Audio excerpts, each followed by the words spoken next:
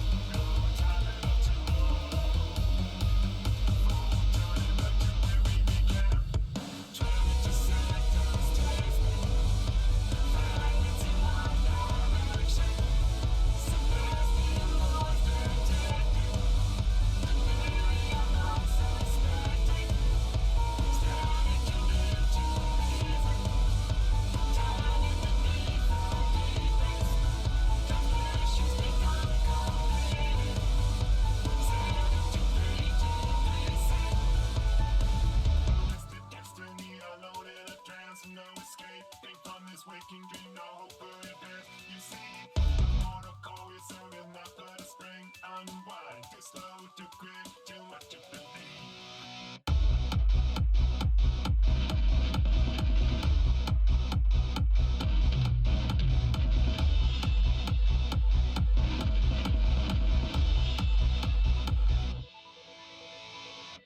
Words of fantasy, you fail the test. Ever forging all new fantasies, creating more mess. Direct through this brick machine with all of the rest. DC, dying in efforts of tear.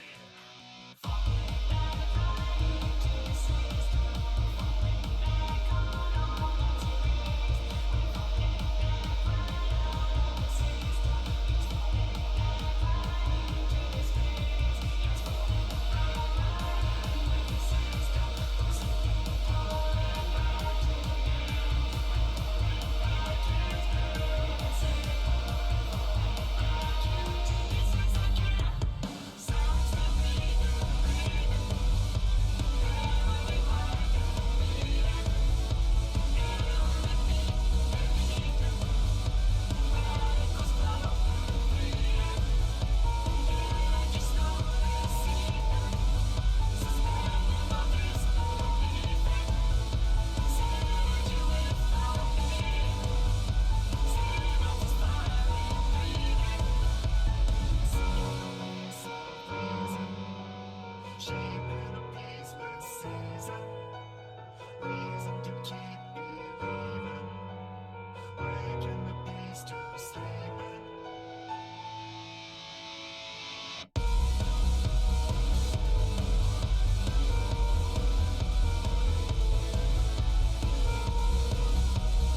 Holy shit, cats are cute. Look at this boy.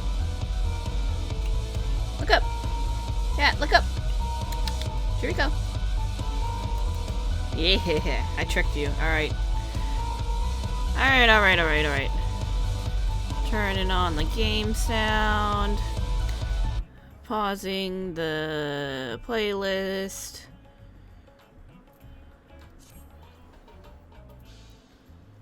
You done, cat? Alright, let's switch. Let's do this. Let's do this. Hey everybody, welcome back to the... As I drop something. Welcome back to the stream. It is not a regular stream day. It is Wednesday. Happy Wednesday, everybody. It is the middle of the week, so happy hump day. Hope you all are having a great week so far. Good things, I hope. Yeah, a patch dropped yesterday, so here we are, surprise, playing some FF14 that we just played on Monday. I know, but there's new stuff, and you know how I feel about new stuff. We gotta do it. I think what we're gonna start with... Oh, shoot, I forgot to pull up. Hold up. Let me pull this up real quick. 6.15 patch notes. There we go. So that we'll have a list of things to do to make sure we get through it all, which we might not even finish today. You know, it might be a wrap it up tomorrow thing, but I figure we should do it. Alright, so how about... Shoot, where should we start? Yeah, let's do it on Black Mage. I gotta clear out some inventory space. Alright, so we're gonna start with, what is it called now? Tribal Quest. I was like, God, it's not Beast Tribe anymore. They're renaming it real soon. So I gotta get out of that habit. But, yeah, we're gonna start with the Tribal Quest. How about that? And then, you know, I'm thinking... Maybe Charlayan? I don't know. I know the quests start... So I did take a look at where everything starts. There's the Tribal Quests start here. There's some stuff in, Is this Seiryu? I think that's Seiryu. There's stuff in Razathan, and there's a bunch of stuff in Old Charlayan. So I figure, let's start here. Why not? We're already here. Logged in at Razathan. We'll go back there to do whatever's there, but we will start with Tribal Quests. And then see where it all takes us. Although, hold on, which one is Hildebrand? I want to save that for last. And that is one that starts... Oh, that's one that starts in Razathan. Okay. Maybe we will After we do tribal quests, we'll do Ultra Lane first. And then we'll go to Rats at Hand. There we go. Better plan. Yeah, I hope everyone's having a great week so far. I'm just chilling. I'm here. It's been a busy week for me at work, so I just don't want to think about it. I'm just here to have some good old fun. So I did check it out earlier when 6.1 dropped. I saw that I think the new village is like somewhere. Yeah, it's like over here. And I was like, that looks suspiciously like what they had in the preview trailers. Anyway. Starts with our good friend Kankana here. Hippo's born to run. Look at that hippo! Yo, hippos are scary though. They can kill a man. Kankana shifts from foot to foot with agitation. Hippos! They're the hip hippos. But are they hungry? I don't know. Your adventurer senses tingle with the tantalizing taste of a problem to be solved. Ah, Kirameki! Just who I was hoping to see. Do you have a moment? Just when I thought normalcy had finally returned to us, I received word of some truly peculiar hippo sightings. Yes, hippos! A veritable herd of hippos. What? Where? Hurtling down the high road, no less. Hippos hurtling? How majestic? I don't know if that's the word that I would use to describe such a sight. Huh, I thought that was normal for Thavnair. You know what? Sure, let's do that one. I thought that was normal. Hurtling hippos, Batman! Yes, well, though hippos have long inhabited Vanaspati, it is quite unusual to see them in such numbers outside their natural habitat, let alone harrying travelers on the high road. Yet harried the travelers are. If these hippos have been displaced by the fires that beset the jungle during the final days, we must find them a more suitable home for the sake of all concerned. I would normally ask the Radiant Host for help with such affairs, but they already have so much on their hands. And Ogul happens to be away, so could I ask you to look into the matter? Yep, sure thing. You got it, boss. Oh, thank you. You are truly a blessing. I don't know much more than what I've already told you, but I'm sure others in Yedley Mod have spotted a hurtling hippo or two. Why? I can only repeat what I've told you. Hippos hurtling, etc., but with any luck, the other townsfolk will have more details for you. Okie dokie. So I ride my Maggie to victory. Hi, friend. What's up? Hurling hippos, you say? Oh, yes, I saw them. Barreling down the high road at tremendous speed. It was frightening just to watch. They kicked up so much dust that I couldn't get a clear look at them, but everyone on the island knows that smooth silhouette, an adorable yet fearsome creature, the hippo. They will kill a man. I'm telling you. They will kill you. Something about hippo statistics and rate of death, and it being weirdly high. Peaceful resident. Hi, have you seen any hippos? Yes, I've seen hippos on a number of occasions, over by the Great Work, and this is the second time I've answered that question in as many bells. What? One of the refugees came by asking the very same not moments ago. Turna, I think her name was. If you're looking for the same hippos, maybe she could help? She set off towards the perfumed rise last I saw. From one Magitech armor to the next. Strapping citizen, or resident, hello. Hey, buddy. See any hippos? Is this about those dreadful Arcasadara up north? What? Hitching carts to their hippos and Cinderuva knows what else. Don't be racist. They've come down to join the other refugees. I doubt they'll be stirring up trouble, as if we don't have enough people leeching off our goodwill already. This dude's kind of a piece of shit for, like, this area. Usually everyone's, like, very kind, but this guy...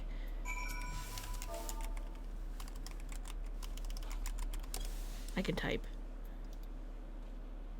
Can't believe they had the gall to bring their hippos. This town needs some limits on its charity, if you ask me. Or we could just, you know, push you into the ocean and you can swim back to wherever the fuck you came from, douchebag.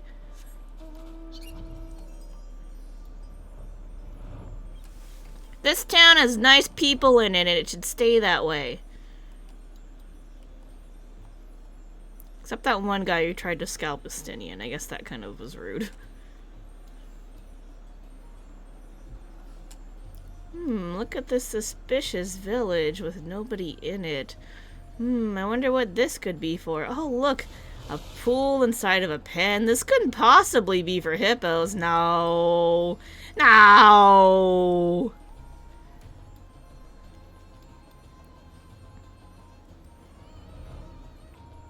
Do I need to kill a thing? I guess I need to kill a thing. Hold up. Fuck, how do I black mage? Call bird for backup. Oh, I should have thundered first, right?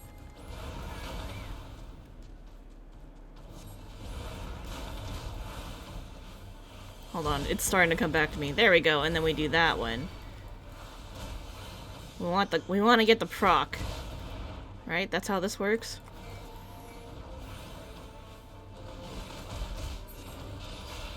Fuck, I don't remember how to black mage at all. It's fine, I only needed to... Oh crap, I need to kill another one. If I see one. If I see one, it will die, but... I'm gonna go talk to this person over here. You must be Cherna, because that's what your name says. Above your head. What are you looking at? Can't you see I'm in the middle of something here? I'm looking for hurtling hippos. You seen any? Eh? You're looking for hippos? Yeah. Damn, I was hoping to put paid to this. What? Hold up. Hoping to put paid to this before it got out of hand? Is that right grammar? I don't know. I was hoping to put paid to this before it got out of hand. Attempt at a dialect? Oh, it's too weird. It's really awkward. I'm not quite sure what they were trying to go for there. Well, those hippos you're looking for should be rolling through any moment now. Just stand back and watch.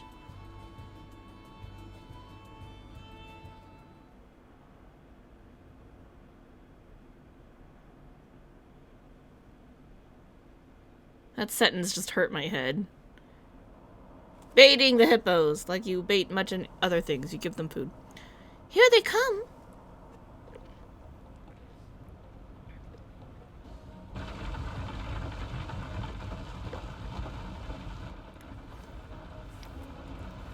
Oh. Are we kart racing? Are we hippo kart racing? They're like, hello, food? Hey, no stopping! We initial D, yo. Nice. Drift that hippo carriage. What? Where's our fruit in the middle of that?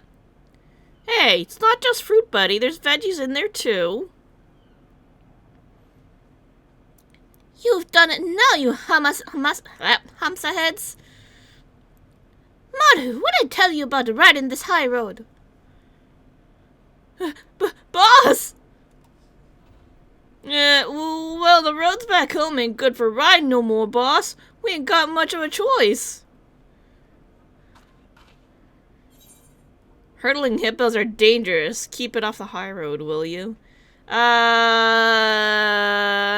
No, we're filled with reckless abandon. We don't give a shit about how dangerous it is. Keep it off the high road, will ya? You get reported that way. You gotta stay away from the cops. You do your racing away from the cops. Yeah, rolling down the main road, kicking up dust storms, you're scaring people. What, you already forgot about the Tower of Zot? The fires and the screaming and the people turning? You really think that raising a rocket's what we need right now? Apparently they didn't think that through. In case you ain't got it through your heads, I'll spell that out for you. Our racing days are over. They were over yesterday, and they were over the day before that, too.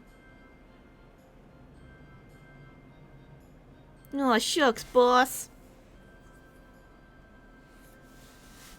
take it this solves your hippo mystery. Yeah, kinda.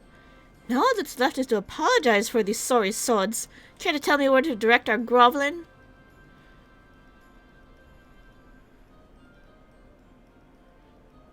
Alright, let's have a chat with this Kankana.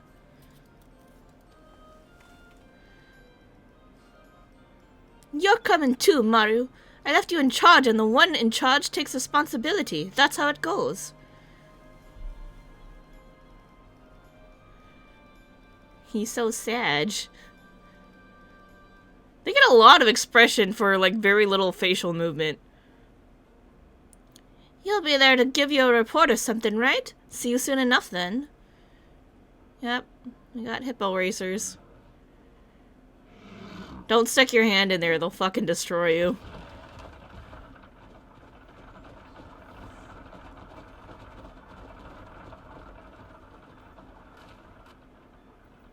Apparently hippos are aggressive. I think I heard that somewhere.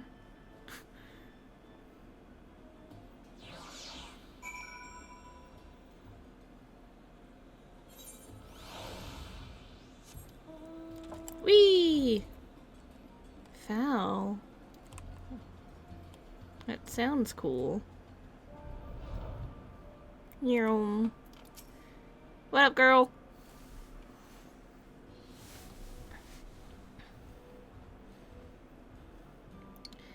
Now, who might these fresh faces be? I was expecting new news about hippos, but perhaps you've brought back a few lost souls as well? Something like that. Trina's the name, and on behalf of my hippos and associates here, I apologize for the commotion. We're used to racing our hippo carts on less traveled paths of Vanaspati, you see. We never took much to society, even before the sky started oh, they're like backwater country folks. Got it. Double raid? You double raided? I didn't even give me a raid alert. I didn't see shit. Hi, Dr. Lupon. How is your stream? I didn't get any alert for that. Not even on Twitch. What the fuck? It's kind of like ninja'd in there. Yeah, Twitch might be screwing up here. Because it's not that the alerts aren't working, it's that it didn't even pop up in the activity feed, so... That's special. Anyway, how's your Castlevania run? End of the stream not that long ago? Oh, look, there's your raid! It just took a hot second! You got here before the raid did. You're a time traveler. You're a time wizard, Harry! Oh, he went in too early? Oh, that's funny. That's hilarious. You got here before your raid did. Time travel. Congratulations, you invented the TARDIS.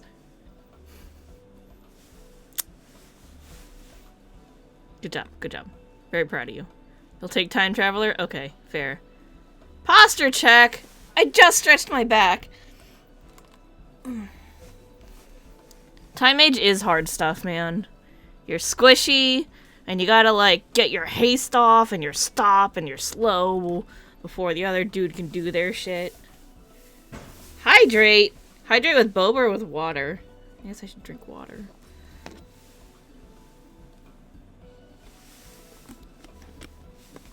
Alright, there you go. Hydrate or dihydrate? No, no dying. We're not supposed to die. That's not the point here. Alright, so we're doing 6.15 content in FF14. Barely started here, and I opted... There's a cat. I opted to start with the tribal quest because I need to level some shit and make inventory space. For the longest time on your computer, it read 7:24. Maybe your computer's having issues. You check the time on your phone before the end of stream, and it was 7:50. Maybe your computer is having a seizure. I don't know what to tell you. That sound. Well, okay, hold on. There was somebody else I was watching earlier who was also having some issues. But I think that might have been their computer side because it kept lagging really bad, and it was not only their stream but the game itself on their computer, so I don't know. I don't know. It was freaking out. So, it happened multiple times today. And this is the first time it's ever happened for them. It wasn't like they were doing anything new or anything changed, so, you know. You know. Maybe there was a recent Windows update that's screwing it up for people. You know how that be. But anyway, we're here. This cat's here. Hold on, let me show you the cat, because I think he's waiting for it. I think he wants to be on stream. There you go. There's the cat. We're here doing Beast Tribe quests, so I can level some shit, and I want to level my Black Mage so I can make inventory space, because I have, like, no inventory space because I am filled with gear for leveling. So, that's a problem. So that's why we're leveling Black Mage. I know, you're so excited to be on the internet. Can you sit down, please? Thank you. Good kitty. Good kitty. Alright. So we just, we heard about some hurtling hippos. You know, like, the hell's that supposed to mean? Are they hungry? I don't know. They were hungry, actually. We did feed them. So in fairness, they were hungry hippos. But apparently there were also cart racers. And they were drifting down the high road, scaring people. Because apparently hippo racing is a thing. There we go. Hippo racers. We used to racing our hippo carts on the less traveled paths of Anaspati, you see. We never took much to society, even before the sky started raining fire. Mostly just kept to ourselves and lived off the land. She's the head hippo racer. She was like, stop it, you can't race hippos anymore. Our racing days are over because we lost Anaspati. That was one of the dungeons in MSQ. I know, you're so cute.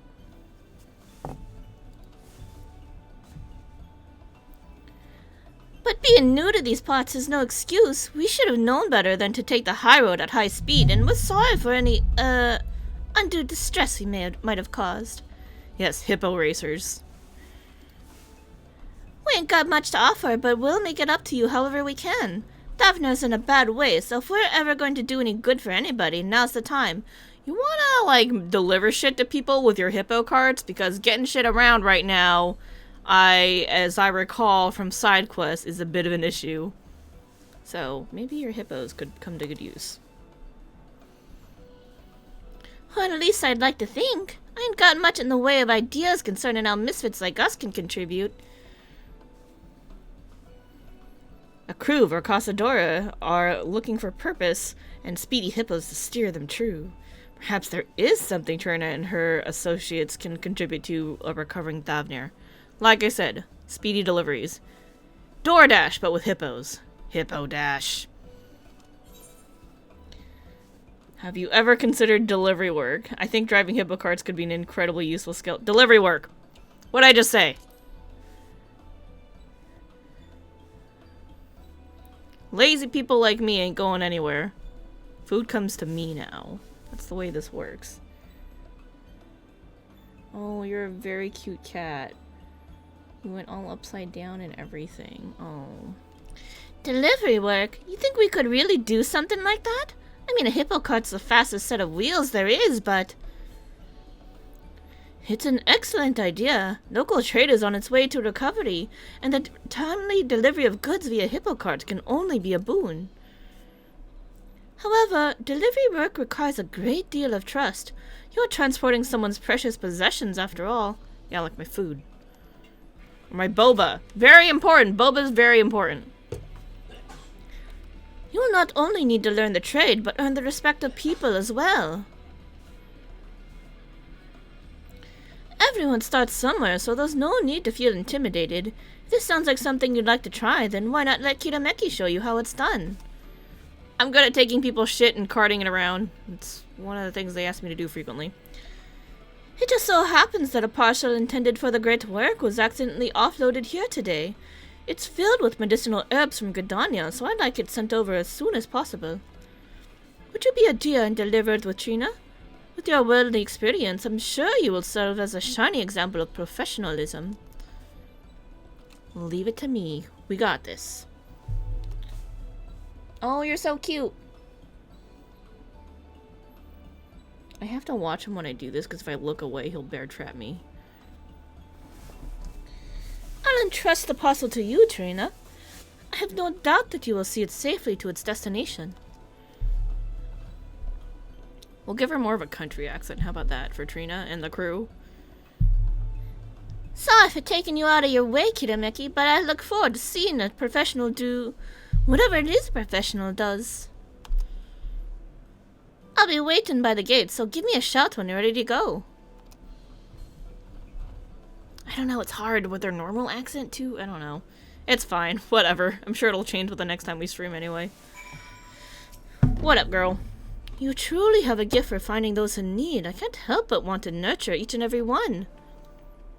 I know it's a little more work than you bargained for, but do lend Trina and her associates a helping hand.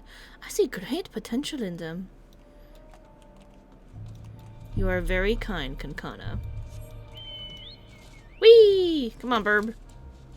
We got our delivery hat on and everything. Perfect. Here to make Burb deliveries. Work? Respect? Us?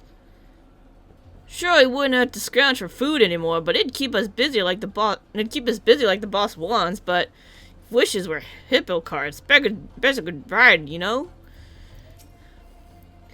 We're ready when you are. My partner Saria here is pulling the fastest cart on the island. I saw the goods were delivered under the seat, so they won't get damaged or nothing. And we ain't about to. You know what? Sorry, I was thinking about a different accent. We ain't about to leave you high in hippo list. There's another cart just for you. Hippos are usually shy around strangers, but you were there with the fruit earlier, so you've got nothing to worry about. They're smarter than to bite the hand that feeds. Oh, okay. We don't let just anybody ride our carts, but if boss thinks you can handle it. No need for bellyache and Maru. We ain't racing the carts down the high road like some hamster heads I know. Now off we go, slow and steady. Riding the hippo cart, yes! New mount? New mount. Screenshot. Ride the hippo cart! Look at them, they're so happy!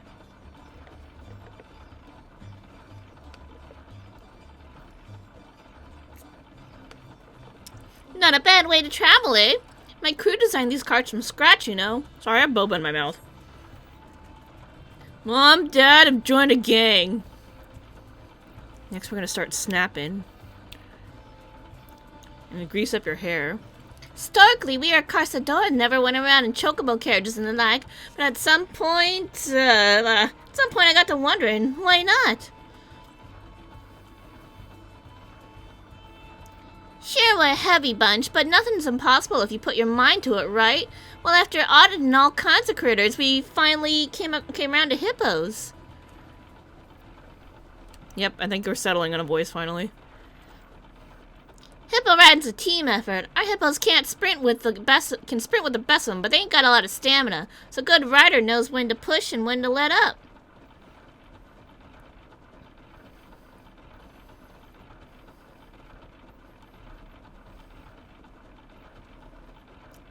Mine's smaller and cuter. I want to know how small the potato one is for Lollifels. I have questions that I need to know the answer to. Here we are, safe and sound. Now we hand over the goods, right?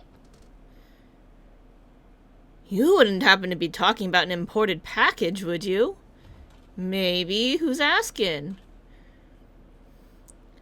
Waiting alchemist. I've been expecting a delivery ship, but seen neither keel nor prow of it. Wait, aren't you the one who saved Nidana? Hello!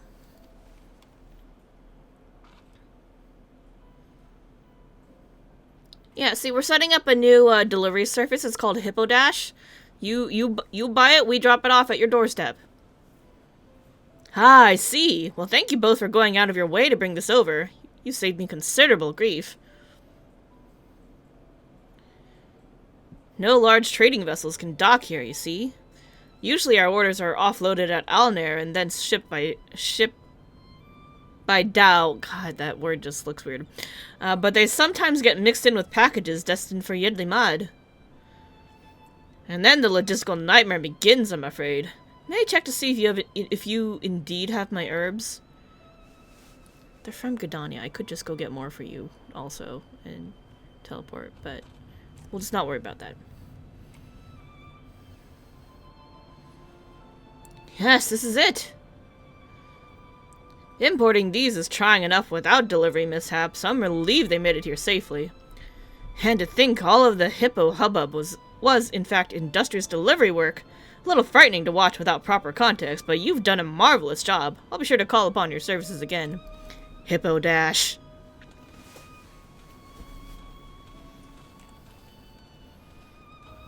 You buy it, we drive it. I wasn't a delivery, but I guess a little misunderstanding's never hurt anyone. People sure do trust you, though. I got trusted just standing next to you. And he looked so happy about his herbs. Had me smiling right along with him. Maybe we really can make a difference with this delivery business. Yep. For lazy people like me. I just don't like leaving the house sometimes. Anyway. Thanks for showing me the ropes, and for doing all the talking, too. I'd like to get straight back to Kankana, but from the looks of it, your hippo needs a breather. No surprise considering what it's been through lately. Here's what we'll do. I'll let this big boy rest up a bit while you go on ahead with Sarya. I'm trusting you with my prized set of wheels, so be careful. No scratches or nothing. Just ride like you did coming here, and there shouldn't be any problems. Should you become separated from your cart, speak with Trina? How would I come... Oh, just don't dismount. Okay. Whee!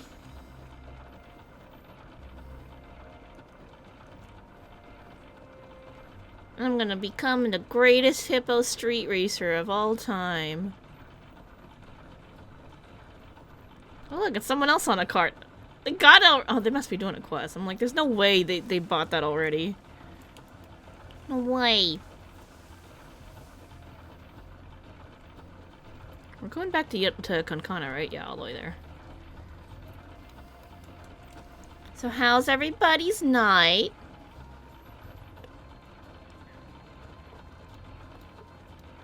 That's fucked up. That's a fate. I gotta go around. Well, we could take the low road. It don't matter. Whee! You didn't see anything.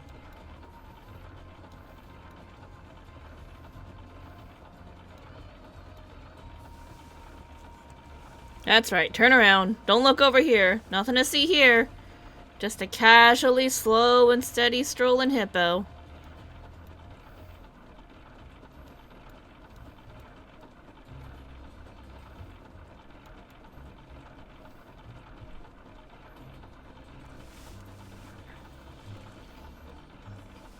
I do enjoy the music here, though. It's very good. It's so happy and fun. I'm just chilling. It's like I look like I'm ready to doze off in the hippo cart. Her mission accomplished. A triumphant Sarya trundles away with the cart in tow. Kankana will be pleased to hear of your successful delivery. Kodo Booker! Matcha flavor. I mean, what? Nah, we wouldn't eat one. Or would we?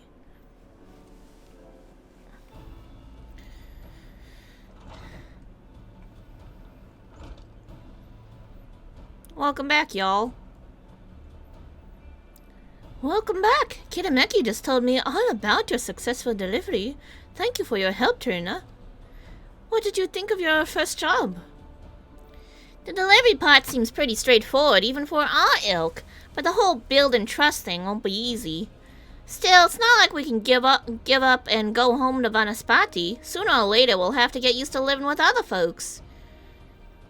And you should have seen how relieved that alchemist was when he got his supplies. Feels nice to know we did some good in the world. There's no greater reward for a job well done in my experience. If you choose to continue on this path, I'm certain the joy you bring will be returned to you tenfold. As this is a new endeavor for you and your associates, however, I do believe it best if someone oversees your progress. Kitameki, you did so much for Orcus that I have to ask. Will you lend your aid to Tuna and her associates? Hell yes. Can I have a hippo cart? I know we're a crew of misfits, Kitameki, but I promise you we're hard workers. Give us a chance and we'll make you proud. Yeah, I'm down. I just want a hippo cart. Sign me up. You've got spirit, kid. I'm with you. This is gonna take a lot of work. No. You got spirit, kid. I'm with you.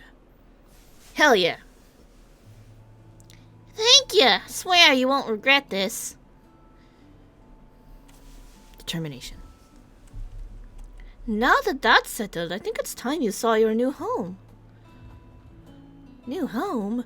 You see, I have come into possession of an old trading post that has long since fallen into disuse. The structures may be a little worse for the wear. Did you just kick me? Cat kicked me. The structures may be a little worse for the wear, but the plot itself is very conveniently located. You're free to fix it up however you like. You're just gonna let us use it? Just like that? I will lease it to you for a small fee. That is to say, if your new business fails to turn a profit, I may have to rethink the use of that space one day. Oh shit, did I miss something? But we can talk about the particulars later. For now, how about you go and take a look? I've marked its location on this map. Gladly! Thanks for everything you've done for us. Let's reconvene at our new headquarters. I'll round up my people.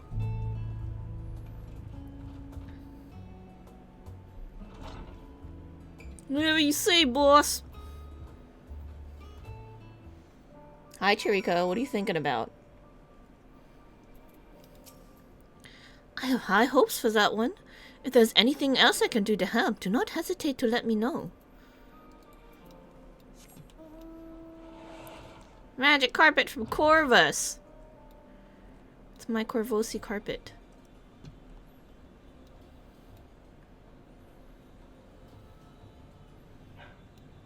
Old trading post, huh? That's how they're gonna write it up.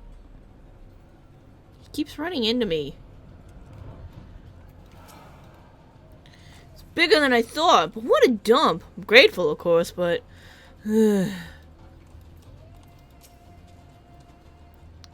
Kitameki, glad you turned up. As you can see, this place ain't no mega duta, but once we get the basics up and running, it'll start feeling like home in no time.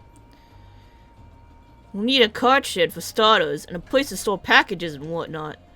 If I'm honest, boss, I'm still not sure about all this, but if you say we should give it a shot, guess I can try. Thanks, Maru. I'm counting on you, you know. What a nice bow.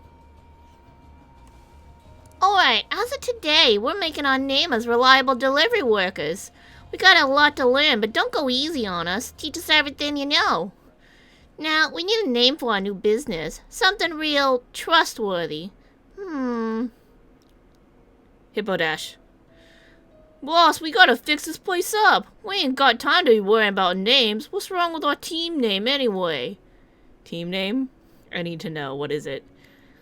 Our team name? Yeah, you're right. We don't need to be fancy. Just fast, reliable, and riding hippo carts. Hippo riders it is. I like Hippo Dash, but fine. Born to run.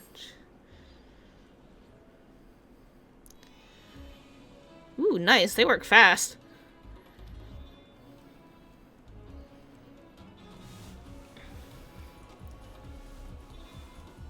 Check out that new music. Damn. Nice.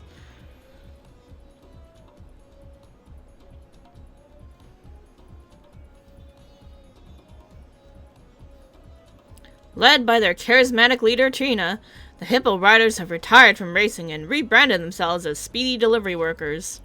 However, they are still known on the island as local delinquents. Use your experience as an adventurer and trusted hero to help them better their reputation.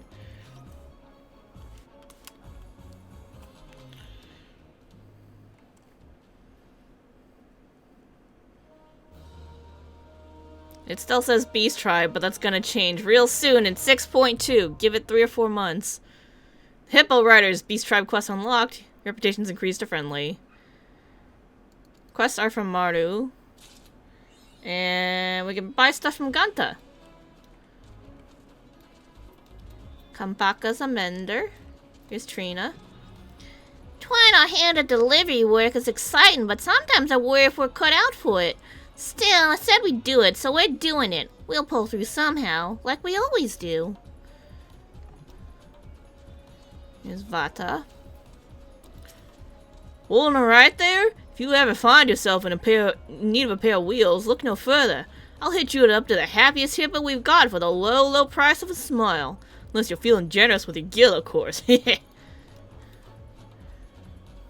Oh, there's Ganta. I was like, where's this Ganta fella? Hello, how's it rolling? What do you reckon we do with this, eh? Whatever the boss wants. Wonder what she's got in mind. Wanna ask?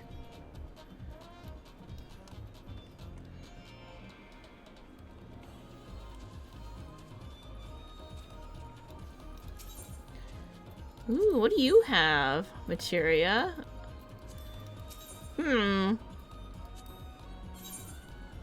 Alright, just the basics. Alright, time for the real deal. Let's go. Riding flyers for flying riders. Maru wants you to promote the Hippo Riders. That's us. Where are you?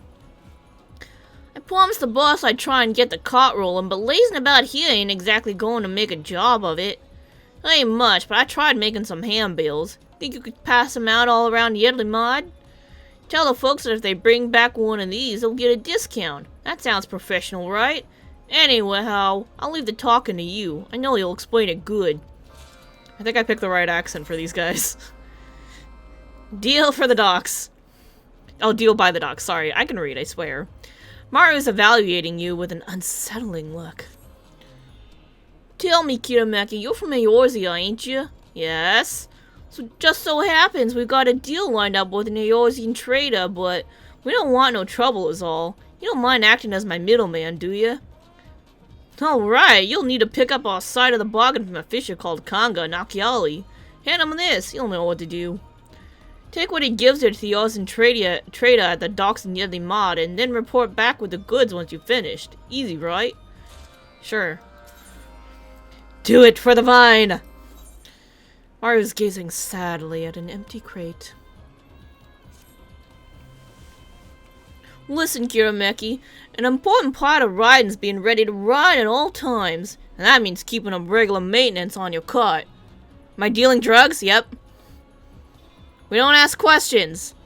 We deliver for a fee, and we charge a higher fee for higher risk packages, and that's it. Don't ask no questions. So happens that we're running low on certain spare parts and getting more of them. Well, let's just say it's best suited for fighting types, eh? Like you. Oh, my bird! You could swing by the old hamster hatchery and fetch me some Manjusaka vines. I'd be much obliged. You're gonna have to take down some small fry to get to the gnarlier chap, but here's all the vines we want. Healthy handful should do. I ain't sure about delivery work, but it's too late to slip the hippo harness now. Boss sure ain't the type to go back on anything she says, which, well, I guess that's one thing we admire about her.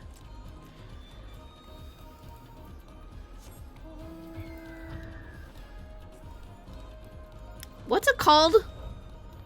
A patsy? Am I a patsy? I don't know. Well, no, I think there's a specific term for the person who's just like the delivery person. Delivery stooge, even? I think there's a specific word for that. What brings you here? I've got an elegant purse, an embroidered pouch that somehow feels too plentiful with coin to have been acquired honestly. We are dealing drugs! Give me some of your finest stash, my man. Ah, Maru's favor, yes? So you brought payment in full. He wanted these scenes safely into the hands of a certain Nominsan visitor. I assume I can trust you with the rest? Oh wait, wrong one. Hold on, this one. Have you not a delivery to make? Maybe. Maybe I do or maybe I don't. Where are we handing out the bills? Oh, in Yildiman. Got it, got it, got it. We're gonna go here first. Rocket Turtle!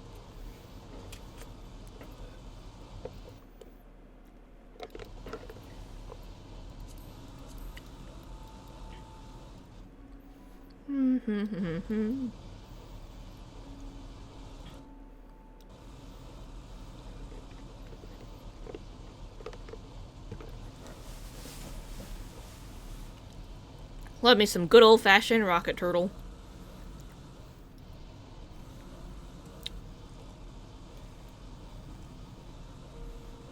Drug mule. I think that's what I was trying to think of. I'm the drug mule. Oh god, I have to remember how to black mage again. No! Save me, my bird. Nova Shiel.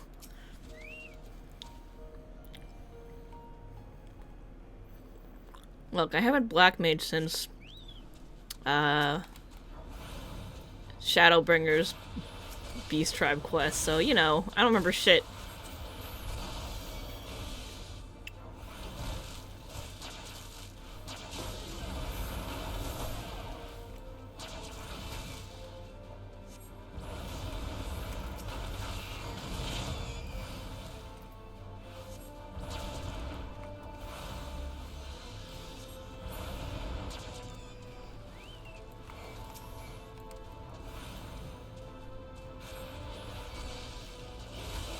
What if I...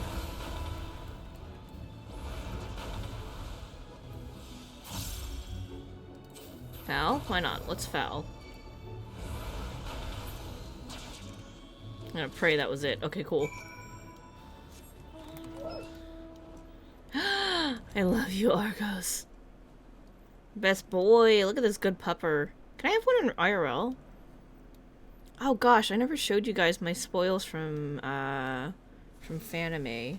So one of the things I got is this really cool poster of Elpis, which I've already hung on my wall. It's a cool print, actually, from Artist Alley. And it is of Elpis, and it's really cute, and it has all of the ancients, and Argos is even there too. And then there's Metion, who's staring at a Moorball in the background, which I didn't even see Metion at first.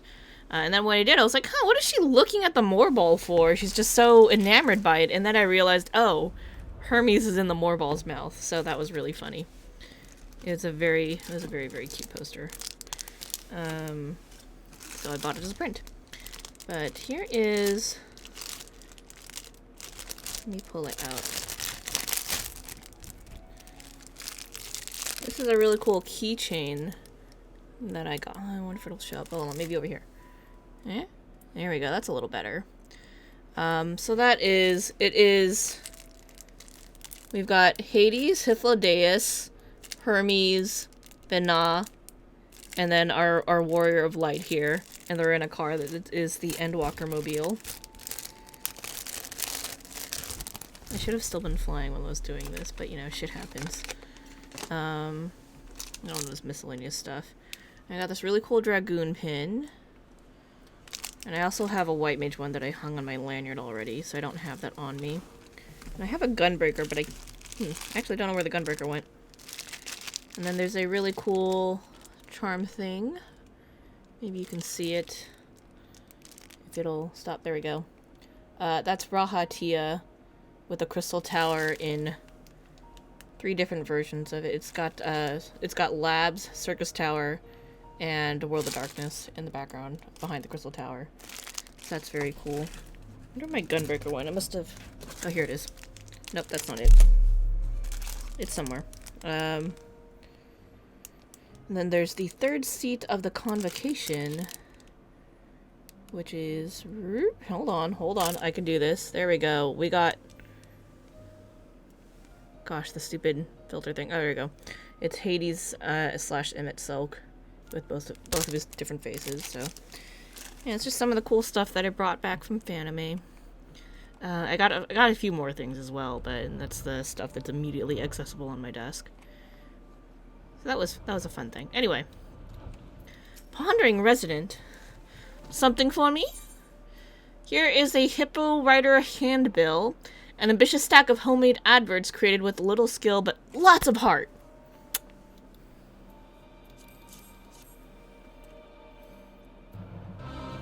Whoa! Wizard Vic's raiding with a party of 4. Thank you so much for the raid. What were you guys up to? Hello, everybody. Welcome, welcome, welcome in.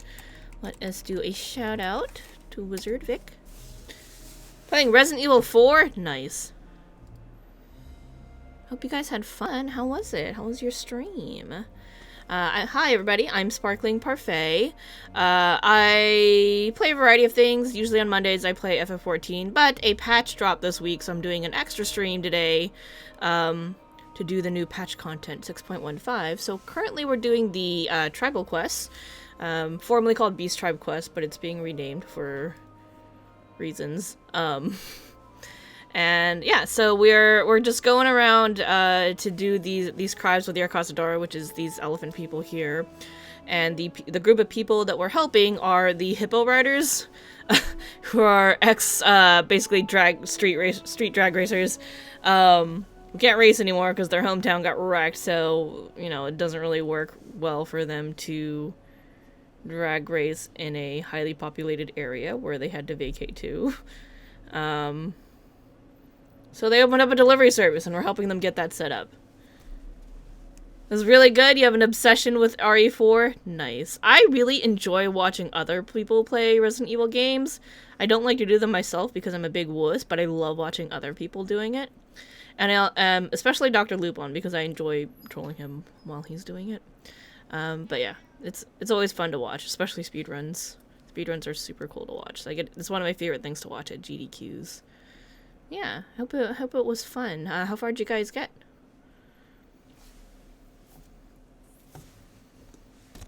Oh, and this is a cat. This is Chirico here, who's only willing to show his butt on the screen right now, but trust me, there is a whole cat here. He just doesn't want to show the rest of himself. Right, Chirico? Okay, so while I'm doing these quests, I do like to, you know, kind of read them out. So, yeah, that's basically what we're doing. We're just questing, chilling, have a good time. If anyone has any questions, wants to know a little bit more about anything, just you know, let me know. We're chilling. Started from the beginning, and you're just about halfway through the castle. Very nice. Sounds like a fun time. I don't remember how long that game is. You missed the game. You really need to get back on it. Nice. Nice, nice, nice. Very cool. Well, I hope you had a good time with it. Are you streaming for long, or just... I don't know how long it takes to get there. Because usually when I watch... Most of the time when I'm watching people play RE, they're speedrunning it. So the sense of time is whack. I don't know how long it takes to get from one place to another, because there's glitches everywhere and a lot of skipping. And look at you, Dardinkling, and your... Gosh, I assume that those are different emotes. What is big click? What are you doing? Posture check? Okay, fine. Hydrate again? I literally just drank water! Oh, you started on professional, so it took a while? That's very fair. Very, very, very fair. Good on you for trying it on a harder difficulty. That is a shaking Usopp. Pato the Kato. He doesn't want to be Patoed right now. Or maybe he does. Draco. Yeah, show off your cute little face. Y'all and your shaky Oops-Ops. Hey, thanks so much for the resub, Wizard Vic. I greatly appreciate it. Enjoy your new sub badge. There is a new one for 3 months. So the sub badges in my channel, if anyone hasn't noticed, is a parfait cup that slowly fills up over time. And eventually we'll have a full glass of parfait. It'll be great. You can enjoy it. Enjoy your parfait.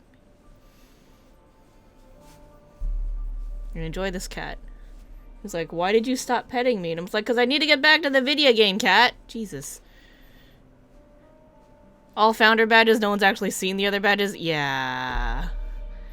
Hold on. I could oh, shoot. Not on the right screen to show it. Yeah, I got an idea, though. So, I can show it really quick. It'll just take a sec. Let's see. Sub badge.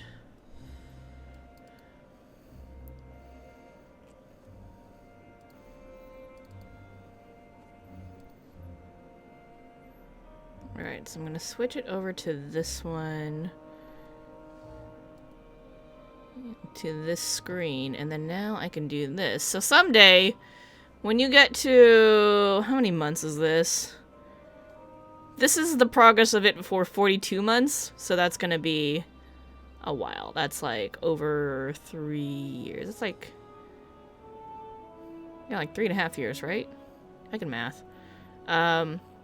Yeah, this is what it would look like after 3.5 years, which nobody's gonna be close enough to because it hasn't even been 1 year since I got affiliate. So that's what it's gonna build to eventually, and then I still have to add actually a couple more layers to that. So there'll be like cookies in there someday, and then if I ever need to get past that even farther, it'll be a second parfait cup with different fillings in it, and it'll be side by side. So eventually you'll get to gorge yourself on 2 parfaits. So it'll be great. That's the thing. That's my idea for that. Anyway, we should play the video game, right? So if anyone has questions about this game, you know, let me know. I'm cool with chatting. We're just chilling right now, doing quests. So, oh, the Hippo Riders. I know a fellow who works there. Nothing would make me happier than supporting an Arcasadora-run business like this. You simply must find something for them to deliver. I wanted them to be called Hippo Dash, like DoorDash, but they were like, no, our team name for our drag racing team was Hippo Riders, so we're gonna stick with being called the Hippo Riders. I'm like, fine, be that way. Alright, resting harbor worker, hello. You have business with me? I got a flyer for you. We're opening up a new business for deliveries. Startup delivery service? By Hippocart? Here I thought chocobo carriages were the only viable option. What an intriguing angle. I only offload luggage, so delivery arrangements are out of my hands, but I'll take this to my friends at the Harbor Guild. They may yet find some use out of it. I'll be sure to pass this along. Alright, cool. There should be one more person here, and then we gotta go talk to somebody at the harbor who are definitely not gonna be passing off drugs to, but we're possibly passing off drugs to. It was something about the money that we were handing over to somebody else that may not have been acquired honestly. So, you know. May I help you? There you go. We're opening a new delivery service called the Hippo Riders. A delivery service? A Hippocart, no less. This is perfect timing. It just so happens that I need a parcel delivered to the Giant Skull grounds without delay. Fastest on the island, are they? I shall certainly put them to that test. Thank you. I'll head over straight away. Nice. Alright, let's go see if this is drugs. Hello, Womanson visitor. I have not sure if drugs for you. Hello there, you wouldn't happen to be Master Maru's associate now, would you? I have mysterious dried goods for you. A pungent sack of unidentifiable substance, the sale of which may or may not be prohibited by law. It's probably drugs, right? We're a drug mule? I think we're all agreed that we've just become a drug mule, right? We don't ask questions, we're just here to deliver the goods. Oh, good! I've been eagerly awaiting your arrival, miss. Yours is my final trade, so it's back to the diamond of the Rotano I go. These? Why, they're the finest dried ingredients this side of the bounty. Makes for a glorious soup stock. Oh, that makes much more sense.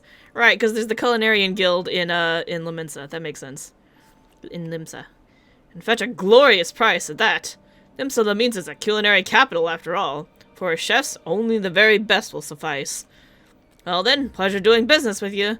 This crate contains Master Maru's goods. Send him my regards, yes? Unless they're putting drugs in the soup. Which, to be fair, also a city of pirates. Wouldn't put it past them. You know, some people just have very specific and particular tastes. And also, the sale of these spices may or may not be legal still in either case, so, you know. That's how it be. I'm just here to get paid, okay?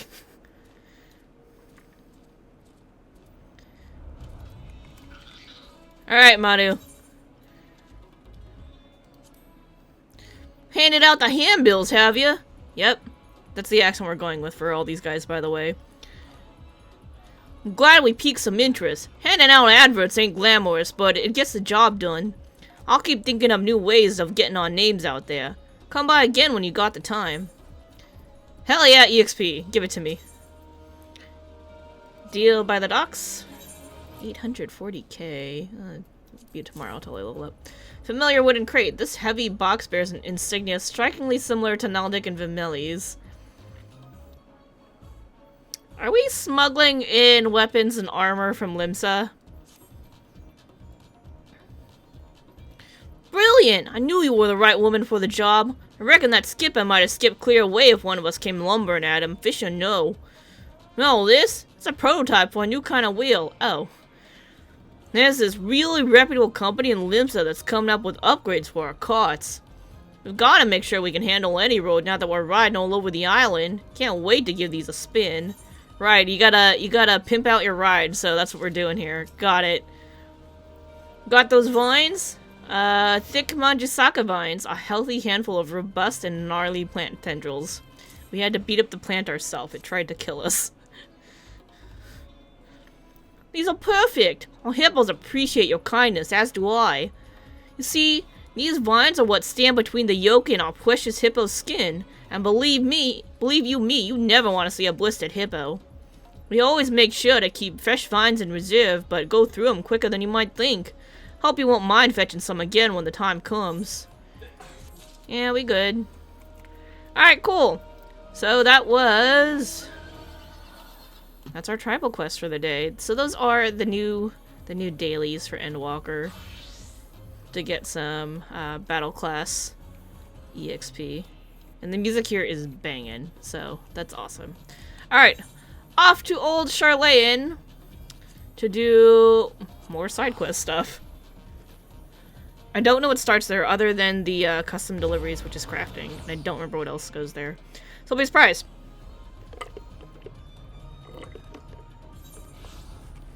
Ooh, we got two things. Alright.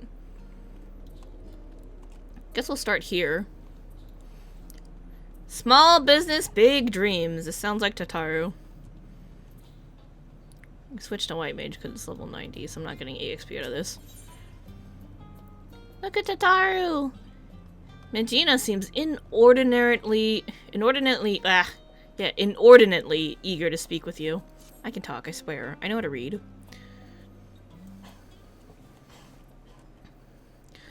Kinamaki Parfait! Welcome, welcome!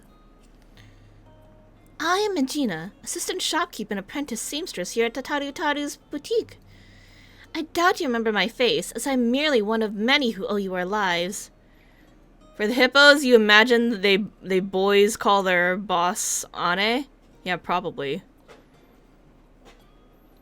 I'm like, this feels very West Side Story, and we're drug mules, and we're gonna come back. We're gonna come out of that entire quest chain with slicked hair. We're gonna be very grease. We're gonna be greased up.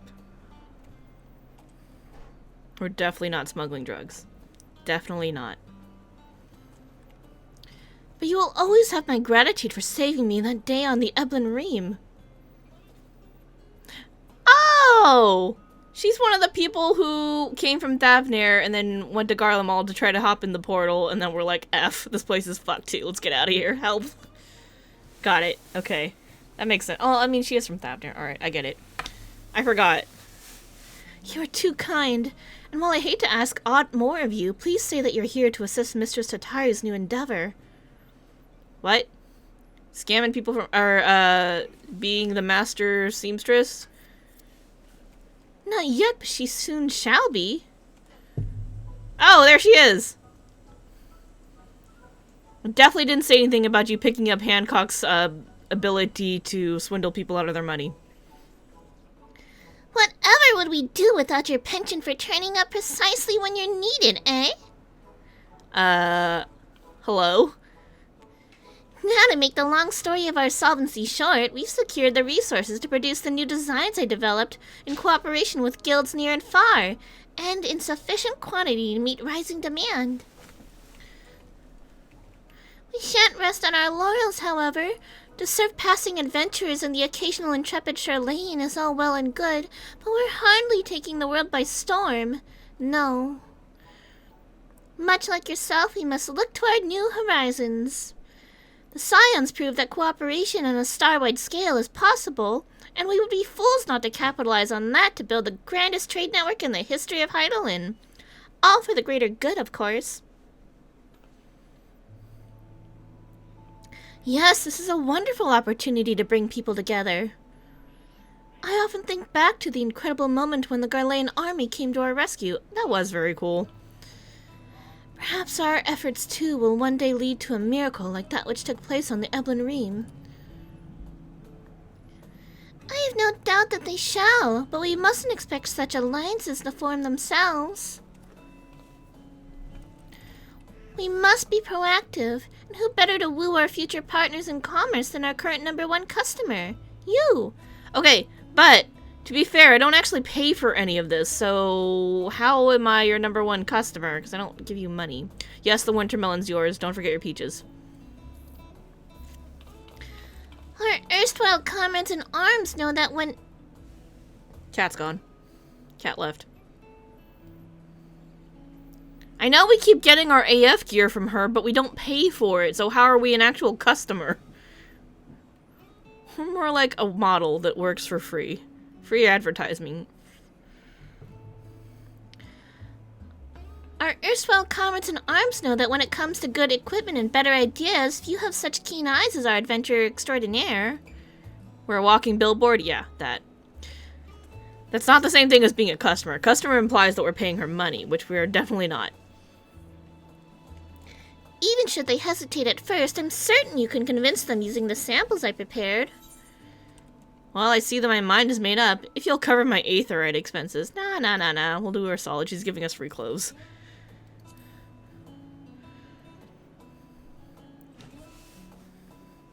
But of course, with your assistance, we'll have both coin and goodwill flowing in no time. Everything's falling into place. Where shall we send Kitameki first?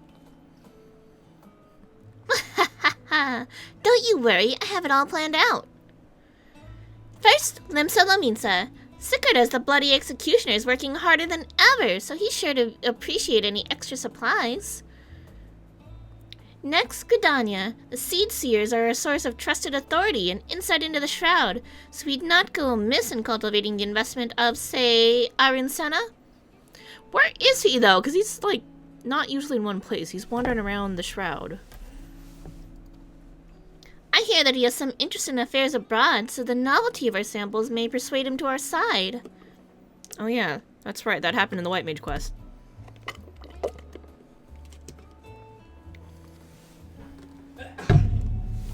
As for Ulda, I feel confident in pinning our hopes on Pippin. He's always been a stalwart ally, and it goes without saying that he has more than a little sway in the Sultanate. Between his involvement with the Immortal Flames, the Syndicate, and the Colosseum, he's bound to find a use for quality accoutrements. I swear I know how to read.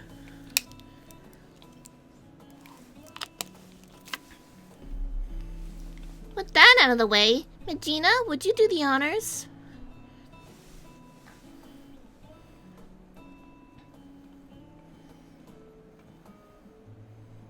Load me up. I can't say I'll go there right away, but I'll take it and we'll do it. Never let it be said that Tataru Taru is stingy with her samples. Now, if you make your way to Limsa and climb aboard the Words are hard, guys. Astalicia? I'm certain someone will point you in Sicard's direction. I need to see it in, katakana. That's how I figure out how to pronounce stuff. I have my own avenues of inquiry to attend to, but I'll check in periodically to see how your journey's coming along. Let's get to it. Yay, we're making money! Oops, not you. As Mr. Shitaru says, trust is the foundation of a stable business, and we trust in you. I know you trust in me, but there's another quest here I want to do, so we're gonna go do that.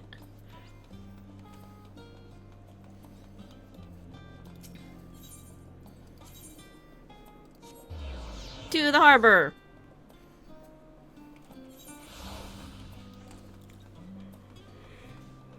Yeah. Bespectacled technician. Hello. A heartless hypothesis. The bespectacled technician is enjoying the refreshing harbor breeze. That's blown the cobwebs away. Time to return to work. Goodness me, look who it is! How incredibly serendipitous that I would run into you of all people. Hi. I was part of the team which designed the Ragnarok, you see. I could kind of tell from your clothes. And we've recently begun the process of combing through the vessel's flight log data. The primary objective of your journey to Ultima Thule was to save our star and countless others, of course, but it also provided us with an invaluable trove of information, records of places and events we could only dream of. Your safe return gave us much to be thankful for. As it so happens, one of the things we pulled from the log was a transmission of unknown origin. Something the ship must have intercepted during its flight. We believe it to be an audio message, but even our most knowledgeable scholars have been unable to decipher its content, Professor Durusha included. For a while there, it seemed we must accept defeat, but today may be the day that we finally solve the mystery. If you are so inclined, would you care to come along to Thalmazen? It seems fitting to have one of the Ragnarok's original passengers present to hear history being made. Sure, why not? Goodbye. Wasn't there... When do I get custom deliveries? Oh well. Alright, who do we help first? I kinda wanna do the Omega stuff. Cause I miss Alpha, he's such a cute boy. So we're gonna go to Thalmazen. To Aporia.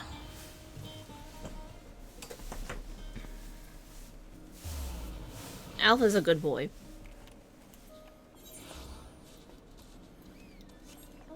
Whee! Ah! Crap, that's a building. Help! Zoom out, zoom out.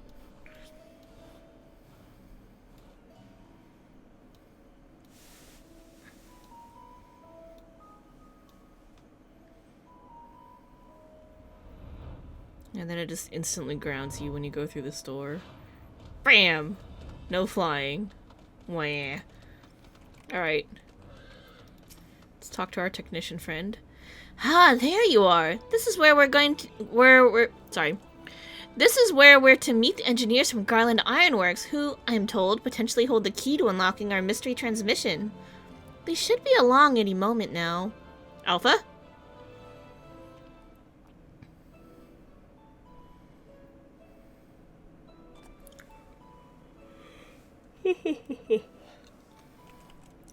Sorry we're late. We had some trouble finding the right... Gods, is that you, Kitameki? Hi! Don't know which one of you... Ah, it's Biggs. Alright, got it. And I'm sure Wedge is here too. Somewhere. They're never apart. Yes, the woman herself. I ran into her at the harbor and thought if anyone deserved to hear this message deciphered, it was Kitameki Parfait. No arguments here, but bugger me if you don't have a knack for being in the right place at the right time. It's a special talent. This actually has more to do with you than you might think, so please do stick around. Okay, sure. Twist my arm, why don't you? Shall we pick up where we left off then? As I was saying, we think this transmission the Ragnarok intercepted is a message of some kind, albeit in a language entirely alien to our ears. Wrong voice. Alien being the operative word here. Considering we received the message out in the Great Expanse, its origin was likely some distant star. Unfortunately, our list of off-world allies is presently rather short. Thus, we were resigned to the fact that the meaning behind the message would remain beyond our understanding. That's a sneaky look. One of my colleagues, however, refused to give up. She remembered the ironworks engineers who had been so helpful in the construction of the Ragnarok, and turned to them for insight into our seemingly impossible problem. Do you know what Wedge said when he heard what was going on? We should have Omega listen to it. I bet it can tell us what the message means. It's probably from his home planet. Not the Omega you be in the Rift, of course. He's talking about the toy that trundles around with Alpha. The little model we made. Which, weirdly enough, has Omega's memories. What did Wedge do? I don't know. Got questions for him, though. We originally designed it to follow a chosen target and not much else, but I've seen it act in ways that, well, it's like it has a mind of its own. Oh, the stories I could tell you about what I found out in the first. Then I got to thinking about those documents your lot sent to the chief. The full report on the final days. In the part about Omega civilization, it said their people discovered how to convert the mind into data and store it outside the body. Timing being what it was, I wonder if Omega didn't somehow transfer its consciousness into our model right before he put an end to the real one. Yeah, probably.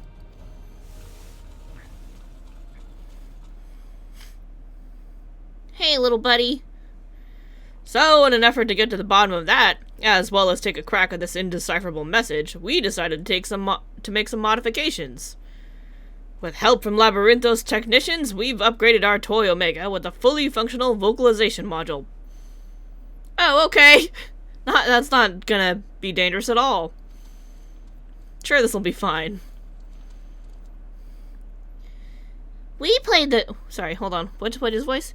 We played the transmission for Omega, and I think it's ready to share. Alpha! Best boy. Are you in there, Omega? Hello?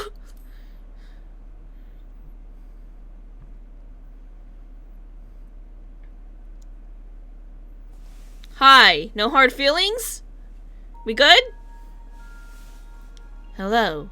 Your greeting is a standard method for initiating... Oh, wait, hold on. Fuck, hold on. We gotta think for this. Hold up.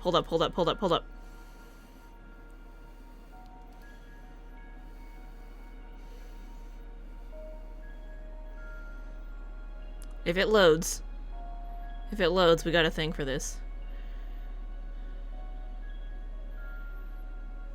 Audio configuration error. Ah, son of a frick. Okay. Alright, we're not gonna have it for this stream, but maybe next time.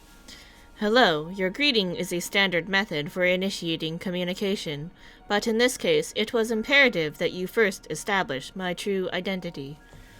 Without confirming I am Omega, any subsequent interaction must allow for the probability that you are wasting time addressing me as a mere toy.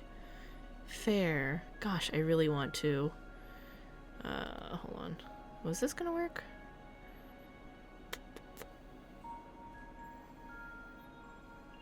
System input. Volume. Refresh? Oh, I think it's working. Okay, cool. Alright, so... let me just change this really quick. I think we can do this.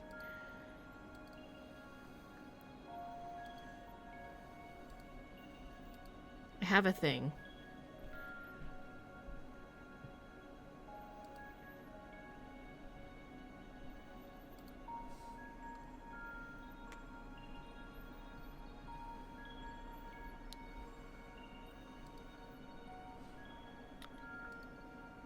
Okay. Hold on. I'm gonna mute the stream really quick to to key this up right. So.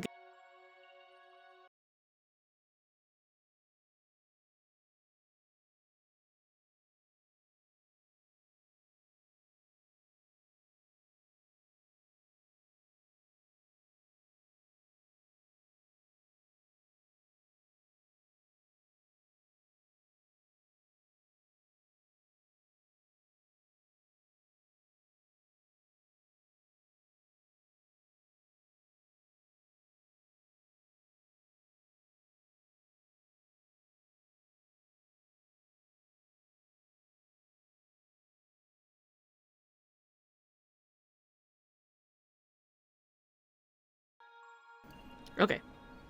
I think we're good.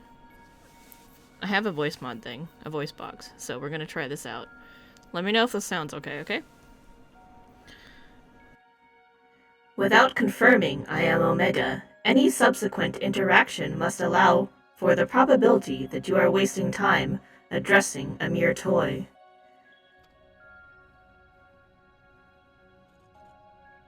Prediction. You will formulate several misconceptions. These I shall preemptively dismiss based on the following facts. 1. Vocalization module aside, this chassis remains unmodified from the design constructed by the engineers Biggs and Wedge. I evaluate its combat capabilities to be on par with a mortal infant. 2. The mechanism which allowed me to perform an emergency transfer of my consciousness was installed in my previous body. With the destruction of that body, I am rendered incapable of replicating such a feat. Should this current material form be destroyed or cease to function, all cognitive awareness or presence I possess will also be lost. Conclusion. I present no threat to you or your star, nor do my projections indicate the necessity to inflict harm.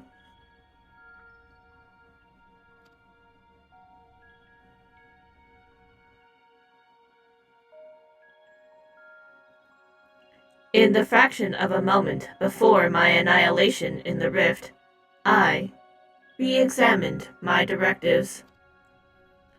If I am to fulfill my purpose as an evolving construct, then I must continue my journey for improvement. For as long as I exist, I must acquire this heart of yours, this strength of soul.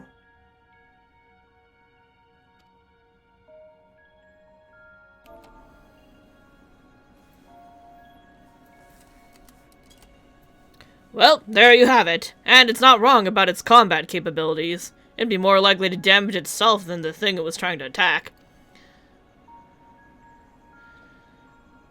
But let's not forget the reason we brought you here in the first place. What about the transmission they played for you? Could you recognize the language?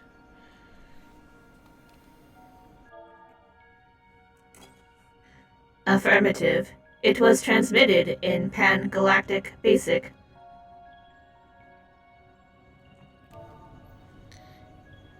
Pan-Galactic Basic? A common language in comparatively extensive usage throughout the worlds we have conquered.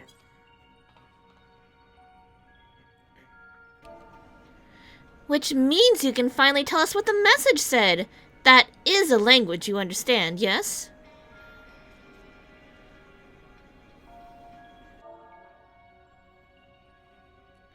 I understand it perfectly. I am fluent in over 6 million distinct dialectal codings. Beep. My cooperation in this matter, however, is conditional. Elaboration. Your chief Sid utilizes the floor as part of his unorthodox filing system, which allowed me to scan the report on the final days. I am aware that my home star, the one you call Alphatron, was obliterated in the aftermath of Sir and Metion's meeting. The existence of Dynamis has not previously factored into my projections, but I now comprehend the concept, in theory. What fails to compute is why the Omicrons were not immune to its effects. Dynamis should have no influence on a race which possesses no heart. And yet, Sir expressed to Metion a desire to cease existing. Illogical. I must pursue this anomaly further. Until the full equation becomes clear to me, I must analyze all elements of the final days and deepen my understanding of the heart's intangible properties. To expedite this process, I require an external interpretation of those sections of the report which continue to produce errors in my calculations. I request the assistance of Kirameki Parfait. As one who experienced the ravages of ultimate despair on multiple fronts, and displayed immeasurable heart in engineering my defeat, she is the optimal choice to fulfill this role.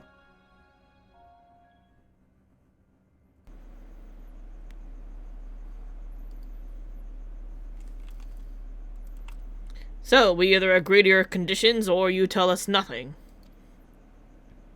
Alpha fell asleep. Sorry to put you in a spot like this, Kirameki. If you have the time and the patience to spare, we'd all be grateful if you could humor the toy's demands. Yeah, I'm good. We could help. I feel a little bad. Alpha dozed off. I suppose the subject was a bit technical.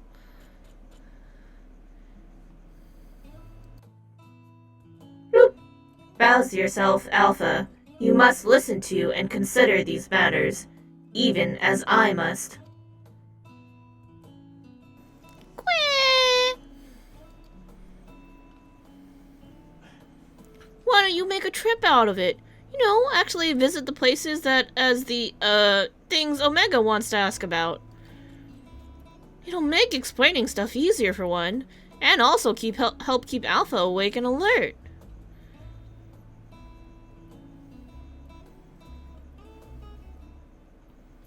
Sure, I guess we can do that. Hold on, let me try... I need to... Oh, because I see why it's doing that.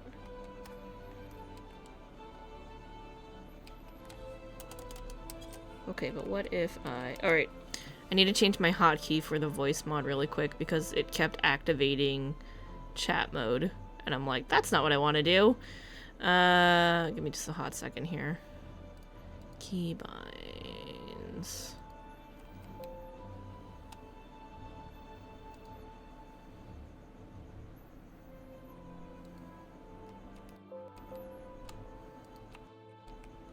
There we go. That'll do. That'll do. Alright. Sorry, that bleep blooping was me. Okie dokie.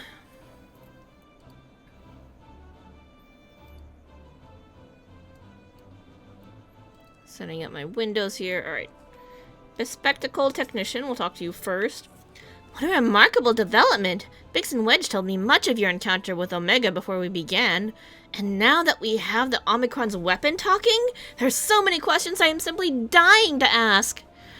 Back when we were first exploring our options, we did actually consider playing the transmission to the inhabitants of Ultima Thule. The problem is we would be dealing with beings recreated through Dynamis.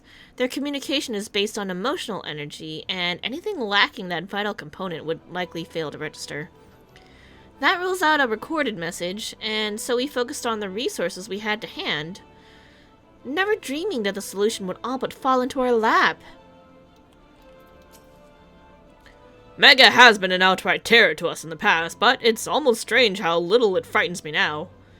Helps a lot that it's trapped inside that tiny model, of course, and that it follows off around like a puppy. Nice. But most of all, I remember the chief telling me how much it sounded like a lost child there at the end. the chief won't see this one coming. Once he gets over the shock, though, I don't think he'll want us to destroy Omega. Nero, on the other hand, he'll want us to use the model for some dangerous experiment. In fact, maybe we should put off making a report for now. Good thinking, Wedge. Quit?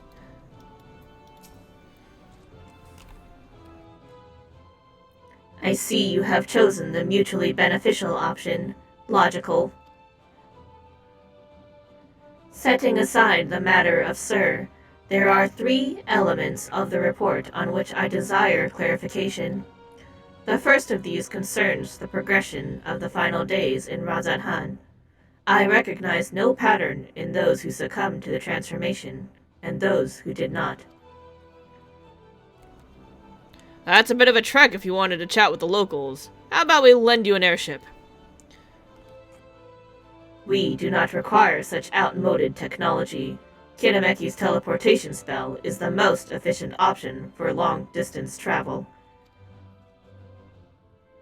This chassis is a model, essentially a toy, and Alpha, despite his organic composition, is indistinguishable from a stuffed doll. Conclusion: we qualify as material possessions. Pick us up and you can teleport the 3 of us to our destination. Begin Omega's journey for answers? Yep. We're doing it!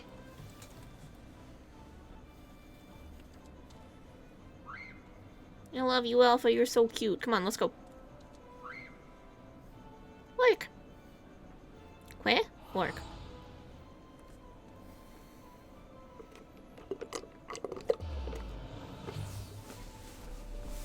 I once read that the difference between Quet and Warg indicates wild versus domesticated chocobos.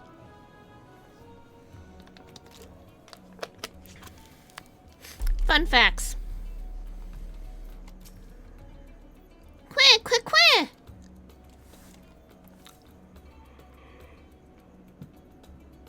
Yeah. Sensors indicate we have arrived in Razathan. Objective: identify factors for resistance to involuntary transformation. Hypothesis: unaltered survivors of the final days will display significant strength of heart. Confirming this theory will require the cooperation of live subjects. Where is the ward designated for residential habitation? I don't know. Understood. Comma, set as our sub-destination. Please take the lead and select the subjects we are to interview. Omega and Alpha are now accompanying us! Better than I dreamed. Hi, Alpha.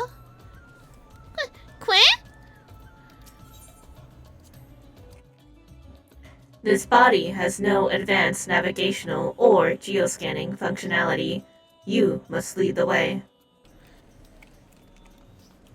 Do work. Yay, I love that it shows you the optional spots now, so you don't have to go looking for them all over the place. Some of us are stupid, okay?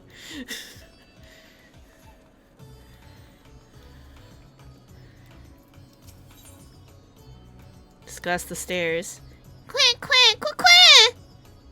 Alpha trips enthusiastically, apparently unfazed by the prospect of climbing the stairs. Nice. Warning: please avoid stairs whenever possible. My projections indicate high risk probability for accidental slippage leading to catastrophic structural damage. Stepped inclines also increase my energy consumption by 63%. In mortal terms, they tire me out. Taking into account the difference in individual limb length, the design is inherently flawed. A convenient step height for one is an exhausting trial for another. Were I to oversee the civic design of this settlement, I would construct a sloped conveyor belt which enabled automatic traversal.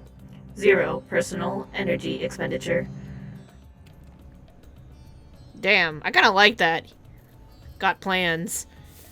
But us living creatures need exercise, so, you know. What, a claptrap? Fair. Stairs? No! Wait, where am I going? Oh, I actually do need to go upstairs. How you want me to get you up there without... Bruh, I ain't going all the way around. You just got to do it. Deal with it, deal with it. You okay, buddy?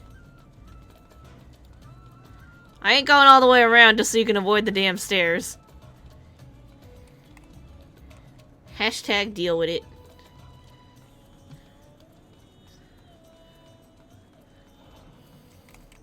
See, 63% ain't nothing.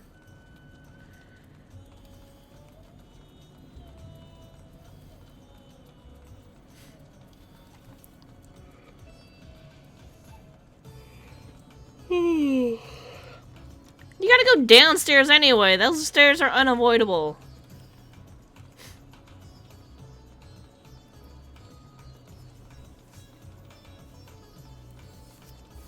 Do do do. Do do do do. Melancholy man. Are you a traveler? Please, if you have a moment, I could use an outsider's perspective. Yeah, sure. What's up, buddy?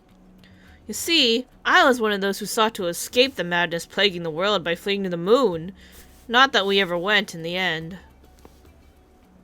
So, here I am, recently returned from Charlayan. Except now things are strained between my sister and I, since she chose to stay and I chose to leave. I ask her to help me find work, and she suggests I look somewhere that isn't Thavnair, as if I wanted to abandon my home. It makes me so angry. Beep. Your point is unclear. You elected to relocate to the star's satellite. Thus, your relative now perceives you in a negative light. Your sibling's judgment is in error. Based on the information made available to Honor citizens, your decision to withdraw to the moon was both logical and correct. Conversely, the decision to remain in Razathan, despite the low probability of survival, defies explanation. Perhaps her reasoning pathways are faulty. That's right! I'm not quite sure what you're saying, but I'm right, aren't I? Or so I'd like to think. The problem is I understand why my sister feels this way.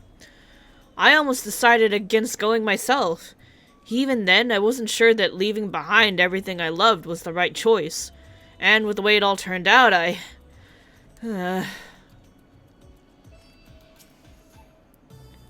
know. I should be having this talk with my sister.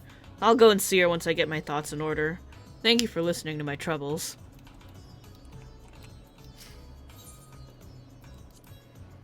Quick, quick.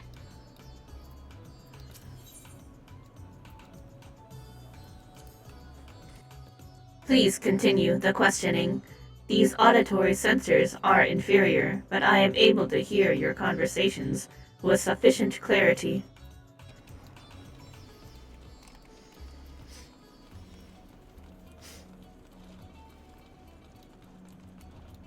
Hey, Mati. Oh, wait, hold on. Old lady? Old lady. Oh, hello again. You're the one who came to ask me questions about Kajal. I'm glad to see you looking well after all that unpleasantness. So yeah, we wanted to interview you about, final days and stuff. I forgot what exactly we're asking.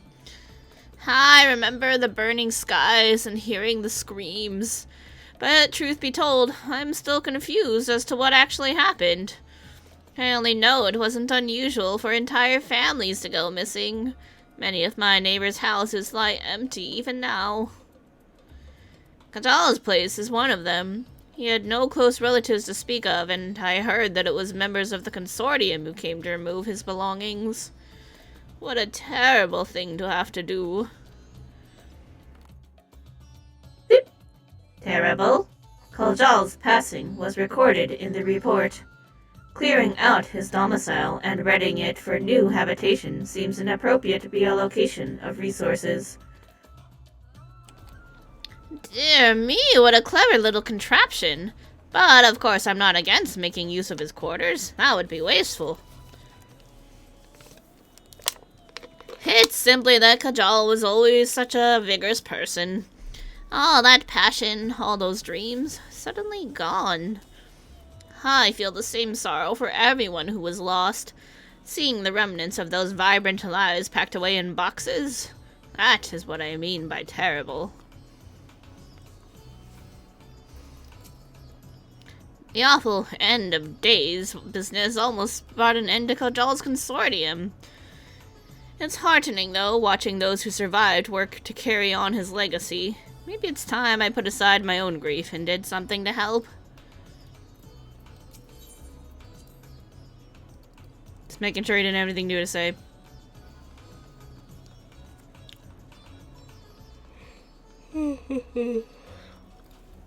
Huron boy. Hey, don't I know you? Yes, after the beasts were taken care of, you told me to join everyone in the square. Thanks to you, I was there when Vertra gave a speech, and I found out who Varshan really was. It's a shame we don't get to play like we used to, but Mama says Vertra has been busy putting the city back in order. Maybe I can work for him one day, when I'm a man grown. Vertra, Midgard Sormer's offspring, yes? And this child wishes to put himself at the worm's command, that he might make his own contribution to society. A pattern emerges. I predict that the Hunter survivors are those who had ingested Vertra's blood and became his draconic minions. What? Though dragons were no match for our civilization's might, their combat capabilities are not to be underestimated. It is unlikely they would experience emotions of dread or uncertainty as exhibited by lesser beings in times of undue stress. Dragons? I'm not a dragon, and I never ingested anyone's blood either. Ew. You are not a Vertra's horde, so you possess no hidden means to fight off the beasts. What of fear then? You were frightened? Yes, I was frightened. I just hid and hoped they wouldn't find me. At least until she told me it was safe to come out. Hinameki, I require a moment to process this input. Let us move apart and discuss our findings. I still see Varshan around from time to time, you know. They say he uses that body to scout places where his Vertra body can't fit. He even talked to me once, but it was too strange hearing grown-up words coming from Varshan's mouth. Fair.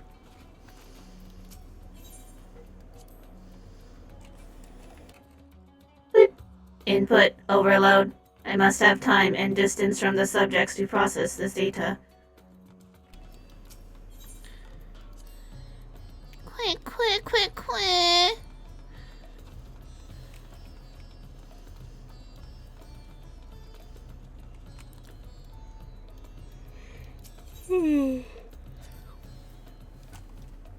Same thing from Alpha.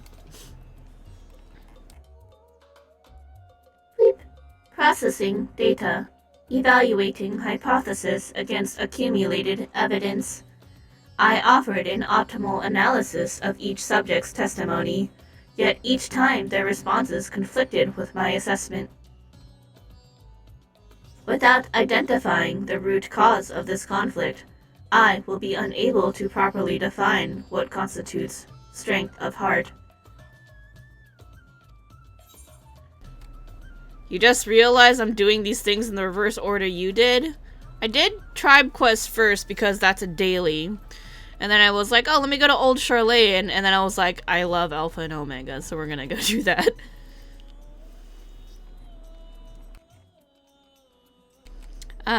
Perhaps the heart you seek lies in the conflict itself. Perhaps we should continue the questioning. Perhaps this matters beyond you.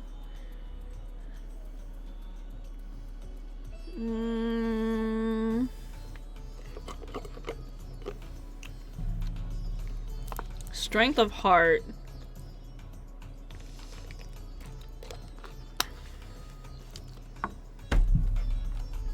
I don't really know. The last two seem kind of mean, so I don't know. Maybe it's the conflict itself? An interesting observation. It is possible my base criteria is in error. In which case, it is imperative that I continue this learning process and repair any fundamental misconceptions. Next, I wish to interact with an individual who endured similar circumstances to Kajal prior to his transformation. Are you acquainted with any local merchants who had dealings with him? Oh, what about our boy? Oh, Jean Baha. Nope, that's not who I was thinking, but okay. Bleep. Gina Baha of VoD Fibers, acknowledged. Subdestination set. Away we go.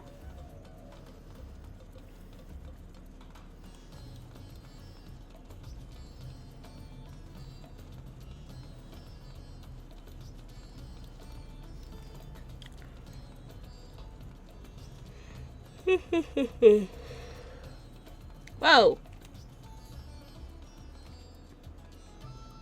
There's a sightseeing thing here, but I don't know if I could get back up afterwards is the problem. It's fine. We'll just climb back up. Whee! See, they made it over. Alright, hold up. Let's go on... Let's do this on Black Mage so we get the EXP for it.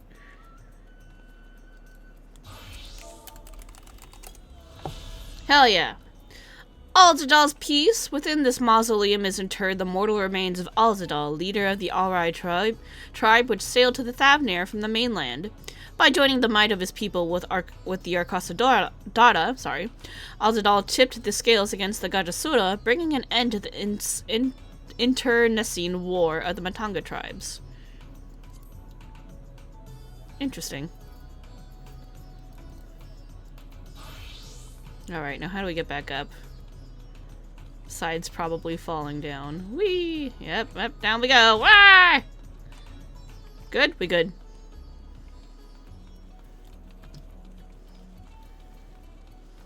Don't mind the crunchy knees.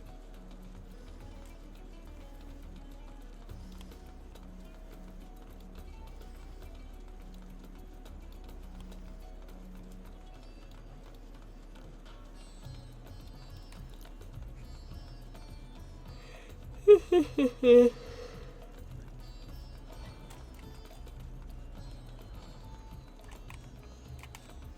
gotta make sure they're still behind me, you know? We're gonna go to the optional thing first. Thankfully, it shows me that there is an optional thing.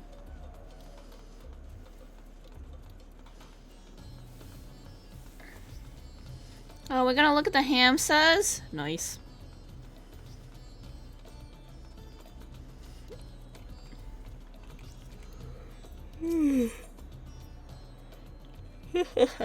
Discuss the Hamsa. Quick. Alpha looks back and forth between Omega and the Hamsa, showing visible concern. What are you concerned about? Quick.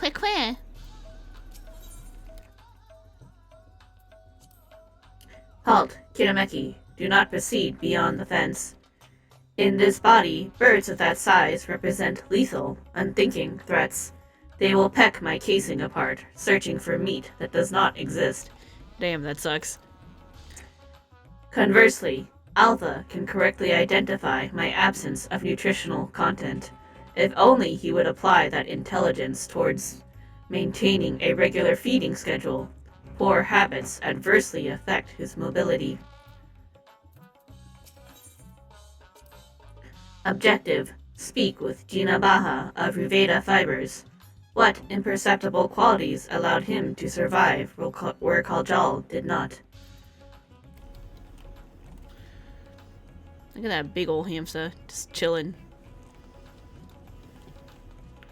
Alright, off to Ruveda Fibers.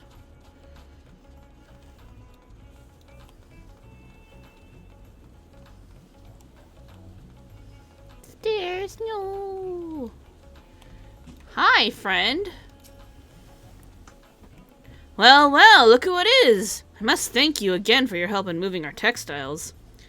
Recovering from those tragic events has been difficult, of course, but with everyone pulling together, we've managed to get things back up and running. Gina Baha, I come with questions related to that tragedy, specifically your survival of the final days. Although you are similar to Kajal in many respects, he succumbed to the transformation, and you did not. Why? What is the critical difference between you and him? What? I'm sure I don't know.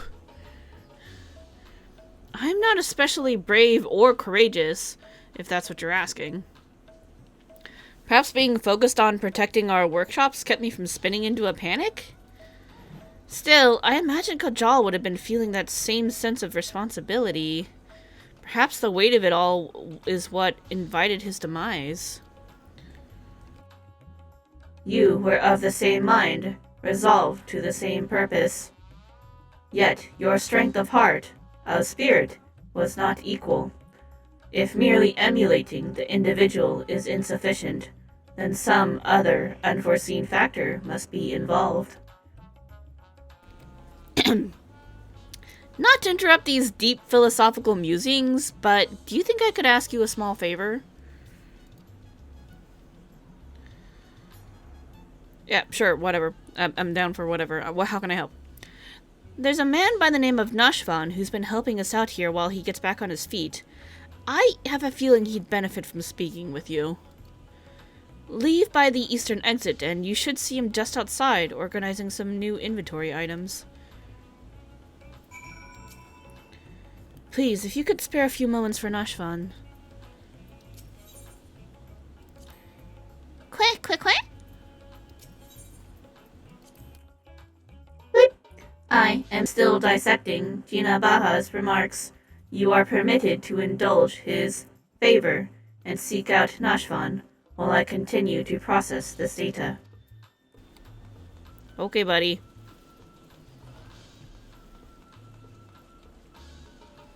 Ooh, optional. I love optionals. What do we got?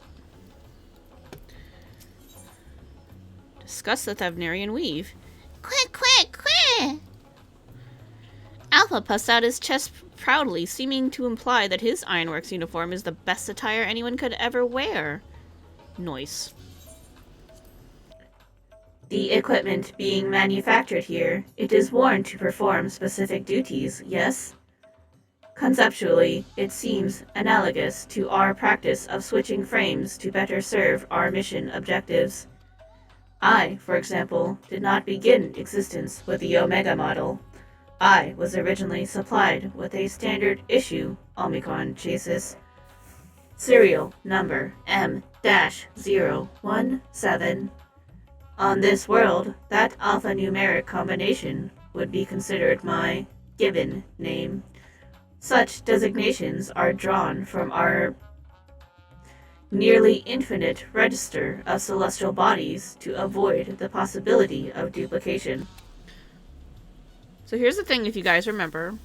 While we were in Ultima Thule, the faulty model that Sir was inhabiting, not faulty, but like the model that Sir was inhabiting was M-017, because it was like, oh yeah, I found this abandoned robot body, so I took it so I could, you know, go amongst the people and pretend to like do stuff. So that's the body Sir was inhabiting, so Sir took Omega's body. Furthermore, the cluster known as M-017 is better expressed in your language as the Omega Nebula, the same word I use to introduce myself to your kind. Though you associate Omega with the advanced weapon construct, it is also my name, and I see no reason to change it, no matter which frame I inhabit.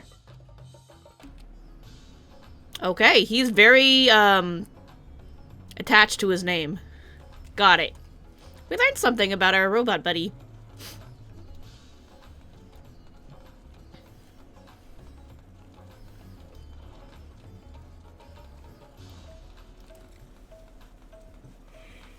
Hey, Nashvon.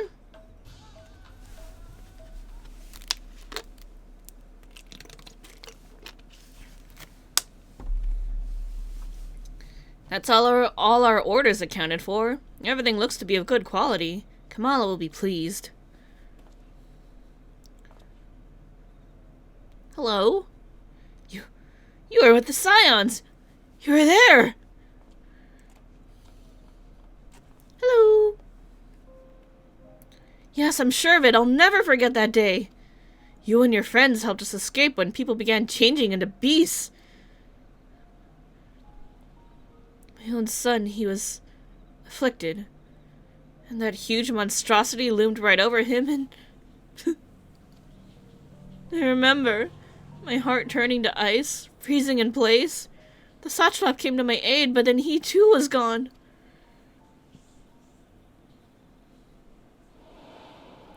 Oh, he was the one that got saved.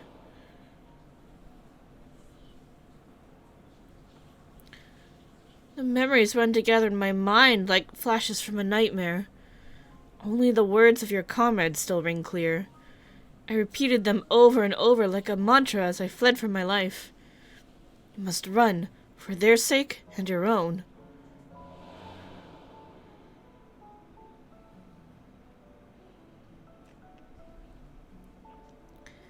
It all seemed so surreal, which was probably what saved me from the transformation. The truth of it didn't begin to sink in until the worst of it was over. I have not the words to describe how I felt then. The sorrow, the overwhelming sense of helplessness. I may still be wallowing in misery if not for my old friend, Jinabaha. I had lost my will to work, and he encouraged me with kind words and odd jobs. Now somehow, I live again. I'm thankful to him, to the courageous Ahemon, and to you. If you see your comrades, please let them know their efforts were not in vain. Aw. You said you lost your will to work? This signifies a cessation of efforts to maintain basic life functions, yes? What changed to extract you from that stagnation? An offer of work from Jinabaha should mean little to one without the desire to accept it. Was it some manner of mortal instinct? A primal need to survive and thrive? Instinct? No, it wasn't that. If anything, my instincts were telling me to lay down and welcome an end to the pain.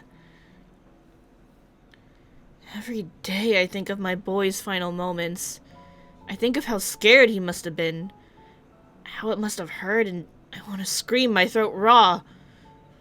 Satrap too still haunts my dreams.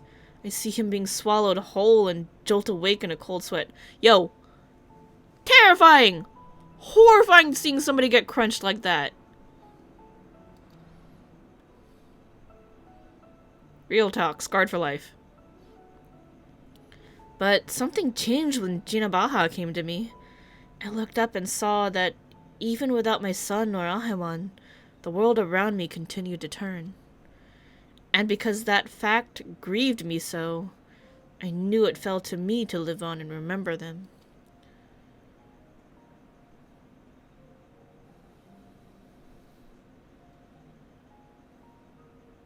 Strange, isn't it? What drives me to rise in the morning is the very sorrow which once crippled me.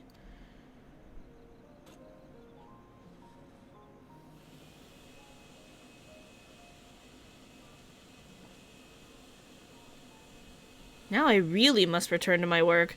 To lose this job after everything I just said would be a poor jest indeed. May the sisters keep you well.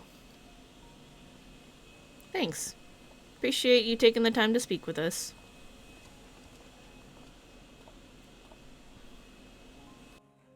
Sorrow, the emotion generated by mortals when their ideals fail to materialize. This I have observed.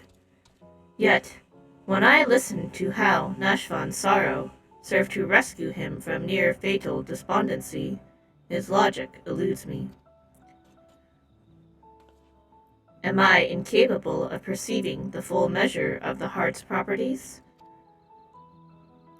My best projections failed to predict our subjects' responses, and despite their almost equal occupational and mental parameters, Gina Baha and Kajal exhibited different reactions to the dynamis effect. I am no closer to recognizing the pattern for involuntary transformations, and your ephemeral mortal spirits confound me as much, if not more, than they did before. Have you considered that there is no pattern to the people afflicted? The hearts of others were ever shrouded in mystery. Perhaps it's time we moved on to the next element you want clarified.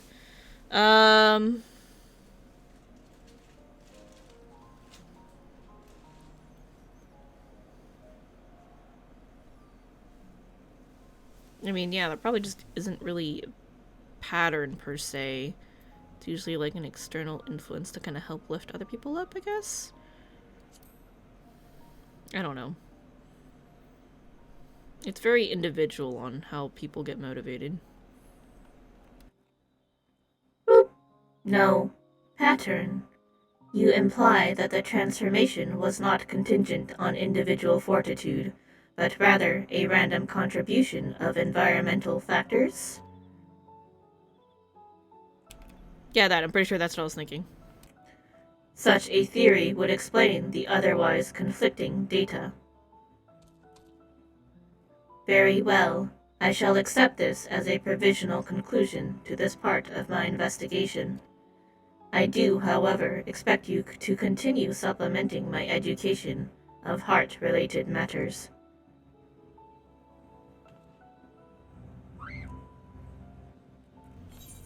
Sure, why not? A heartless hypothesis. Nice voice mod, you're welcome. Thank you, thank you. I'm glad it's working properly.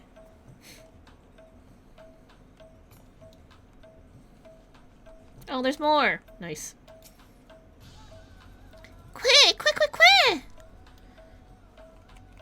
Cute chocolate. This is Alpha! He is best boy! Yo, they have an Alpha plush, but it's out of stock and I really want one. Am I still doing Variety Night tomorrow? Yes, I am. I don't know if we're gonna do Chrono Trigger or... what's the other one? There's the two on my list. The next two on my list are Chrono Trigger and Cozy Grove. And I'm like, I've played Chrono Trigger before so many times, but I haven't played it on PC, and I really love that game. So we might just play a little Chrono Trigger for funsies, and then do Cozy Grove next week. Or, if you want to do something, we can co-op something. I don't really care what. Chrono Trigger's a long venture. I mean, yeah, but I would just be starting out just to see how it is on PC a little bit, and then I'll play on my own time, whatever. But yeah, we'll see. Or you can let me know if you want to do something. We could do something tomorrow. We could co-op a game. What game? I don't know. You pick. Let's pick up the quest at least. Maybe not this week. Maybe next week. You don't know. Je ne sais pas. Goodbye, kissy face. I know it's not a kissy face, but it looks like a glamorous kissy face with a triangle earring. Very cute. You can't tell me this doesn't look like a kissy face. Omega selected a new destination. Our next destination will be Camp Broken Glass. I desire elaboration on the dealings between the Ilsabard contingent and the citizens of Garlemald. The report described the contingent's purpose as the salvation of the local populace. Furthermore, both factions faced a common enemy in the Talafaroi. Why did they not immediately combine forces to their mutual benefit? This inconsistency requires closer examination. Kinemeki, initiate teleportation. Queh. Telling me to go now? Just zip me over! Alright, I didn't have to pay for it. Cool. Thanks.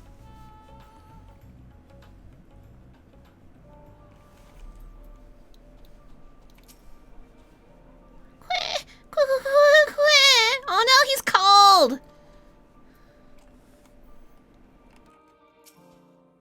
Teleportation successful. Evaluating immediate environs. A cold weather region by Aetheris standards, but significantly less extreme than a star with ice planet classification. This body should not be unduly impeded. In contrast to Alpha and his uncontrollable shivering, my frame appears highly resistant to low temperatures. Retrieving data.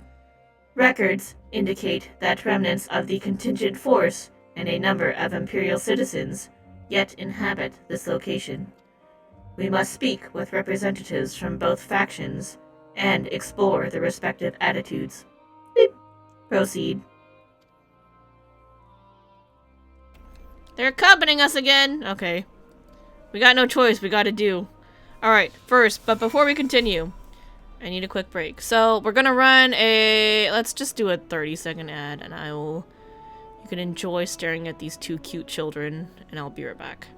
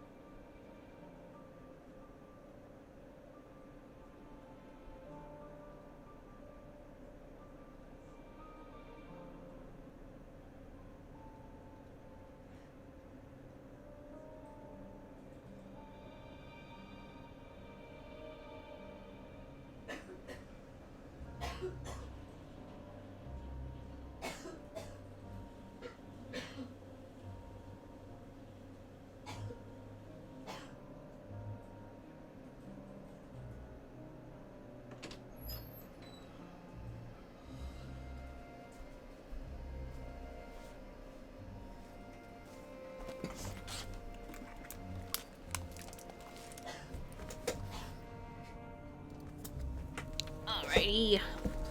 Okay, I am back. Let us continue, I guess. I'm gonna have them out 3 times, apparently. Queh, queh, ka-choo!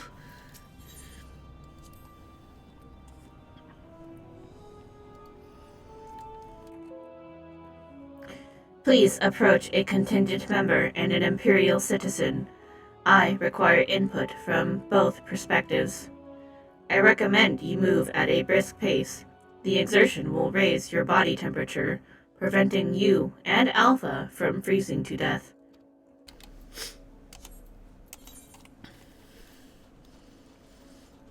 I am not wearing weather-appropriate clothes, in fairness, so freezing to death, not the best idea.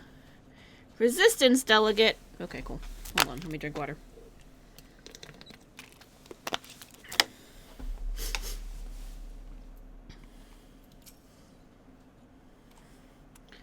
Mackie, come to see how things are progressing, have you? Yes, hi. I can't speak for the overall strategy, but communication with the locals has become a damn sight easier since Euless and his soldiers stepped in to help.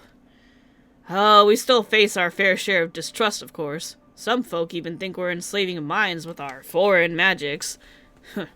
We have Anima to thank for putting that idea in their heads. But all things considered, I'd say we're doing pretty well. Establishing an open dialogue was the first big step. Query. You consider this level of progress acceptable?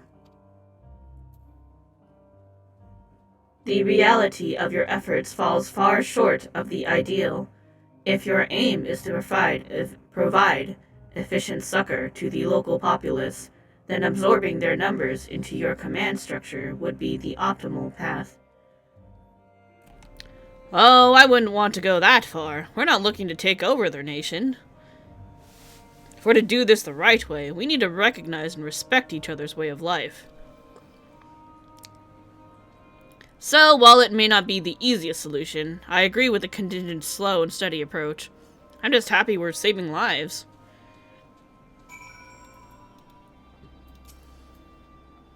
I'm Alamigan, but I was also an Imperial conscript until not so long ago. Though I was lucky enough to have a decent commanding officer, many Garleans treated provincials like us like we were less than people. On the other hand, natives of Alamigo don't think much of us either. I guess that's my roundabout way of saying I'm surprised this contingent was even formed in the first place.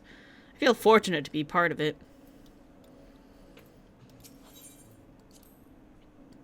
Oh, poor baby. Alpha's like, it's so cold, I'm not meant for this.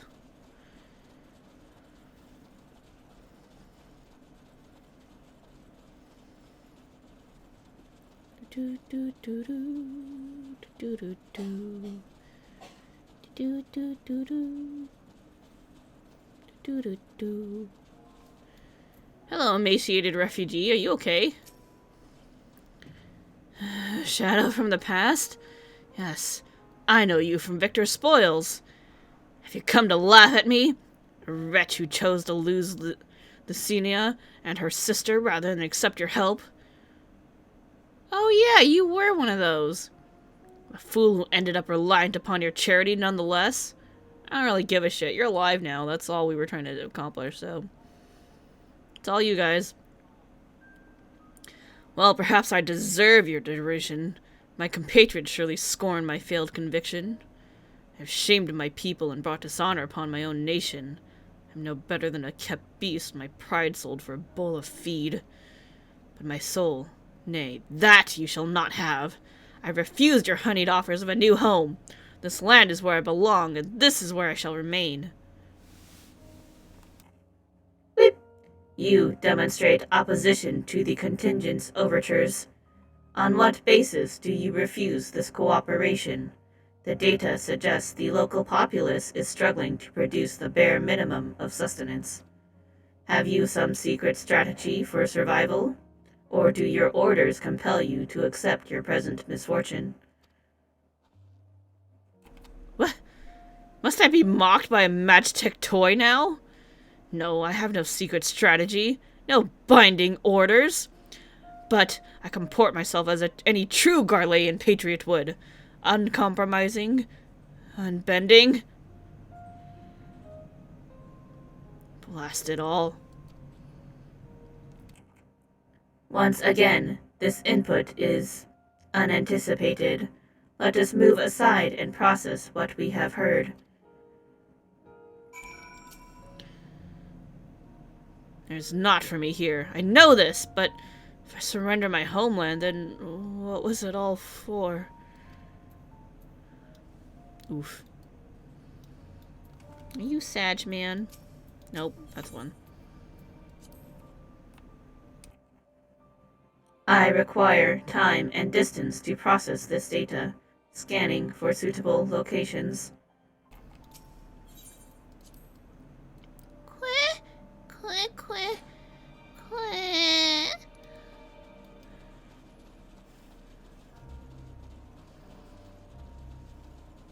Quachacha.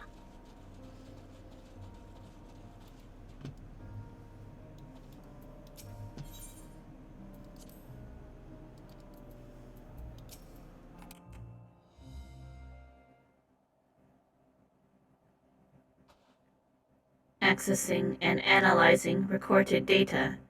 Integration complete.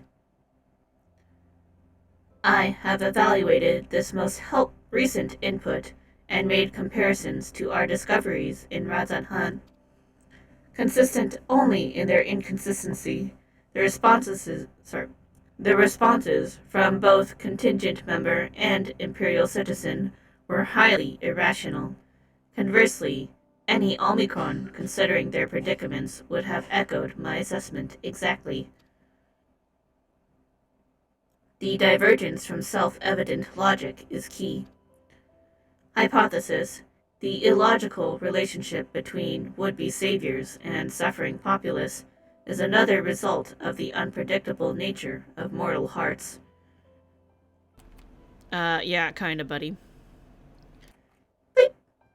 Any property or ability has inherent advantages and disadvantages, yet never have I encountered such a unique detriment. It appears that those who share your metaphysical capabilities are prone to complicating simple cognitive processes. An undesirable quality, I will, however, persist in furthering my understanding of the subject. Queer! Query: prior to formulating our next step, I wish to know, who is this Lithinia the Imperial mentioned? Oh, long story. So we tried to go help her. She really didn't want our help, so she ran off with her sister, and they got themselves killed. So that was really awkward because they just didn't want anything to do with us. They thought we were going to hurt them.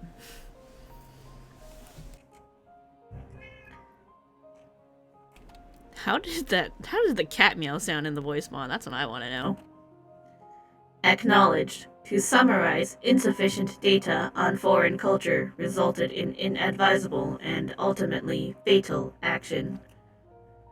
I witnessed such destructive behavior during the course of our planetary conquests. Overwhelmed enemy forces would voluntarily withdraw into perilous regions, leading to a succession of inevitable losses. Tangential data request. I wish to learn about burial customs. The practice has ever seemed nonsensical, but new data suggest it rises from the same source as your cognitive complications. Take me to the Slakinia's burial site. It may aid me in Boop. Boop. You okay? Omega? Hello? Energy delivery systems compromised. Core temperature critically low. Oh no! Oh no, he can get too cold. We gotta heat this boy up. Bleep. Warning. Immediate heating required. Request. Apply friction to outer frame. We gotta rub it.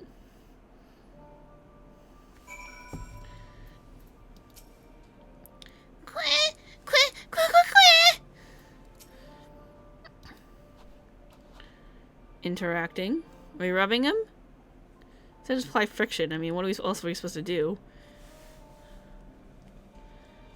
Gotta heat up the robot. Boop beep. Temperature nominal. Energy levels stabilizing. The creators of this model must have experienced impaired cognitive reasoning during the design process. Upon our return, I will request additional climate shielding as well as an accurate temperature sensor array. This will not affect my combat capabilities, but should improve my basic survival rate. Reconfirming sub-destination. In which direction will we find Victor's spoils? Some direction I don't remember. Bleep. Acknowledged. Alpha, you are to remain in close proximity, close enough to envelop me in your feathers. You are permitted to carry me on your back if you so choose. Quit! They're so cute!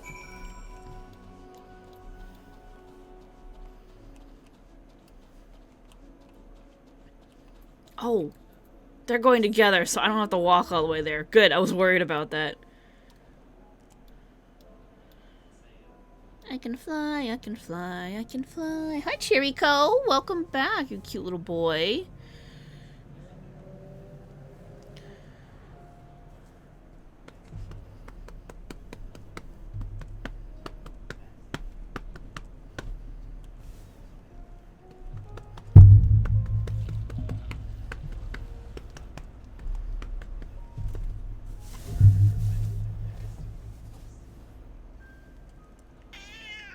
I know, you're a cute cat. I'm a little busy child. I can pet you when we're off stream in a little bit, okay? No? What do you mean now? There's the cat. There's the cat that's meowing at me right now. Quack? Quack, quack?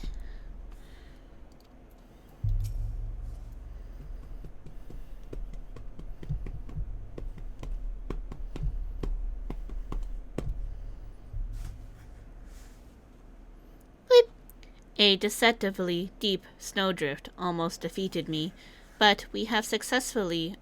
sorry, crap. I didn't have the thing on! I didn't have the thing on! There we go. Bleep. A deceptively deep snowdrift almost defeated me, but we have successfully arrived at the location you indicated. Bleep. Caution advised. Cat, what are you doing? This cat's wrecking my shit on my desk.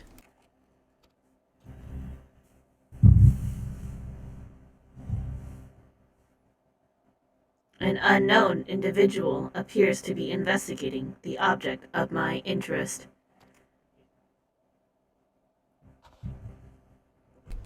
You're a Eurasia's champion, aren't you? Kinemeki Parfait? Hi, that's me.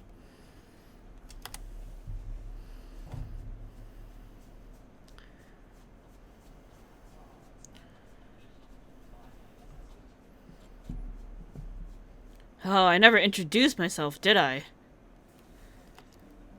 I'm Manius, soldier of the First Legion and comrade of Eulus. Perhaps you remember me from Tertium?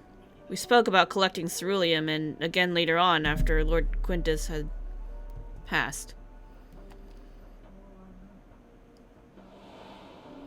Let me think if I remember you. Oh yeah, I do kind of remember you. This music's not spooky at all, no. Oh yeah, I remember you now. Manius, explanation requested. What is the reason for your presence here? That must be the tiniest Magitech weapon no, it's just an oddly shaped communicator, isn't it? In any case, I have nothing worthy to report. I heard the sisters who used to live in my sector were buried here, so I thought I'd come and pay my respects.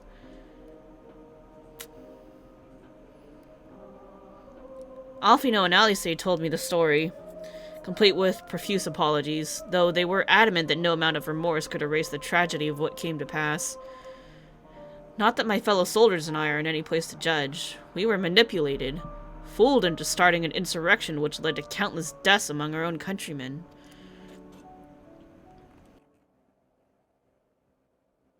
Objection. The casualties incurred through your infighting are distinct from those caused by the Ilsabard contingent. To restate, you are justified in seeking restitution from the contingent for causing the deaths of Vikinia and her sister. Retaliation for damages sustained is also a logical progression. The fuck did you just say? I can deduce 2 reasons why you do not initiate hostilities with Kinemeki and her allies. Because I would kick your butt. 1. You judge your remaining forces too weakened to contend effectively with the contingent. 2.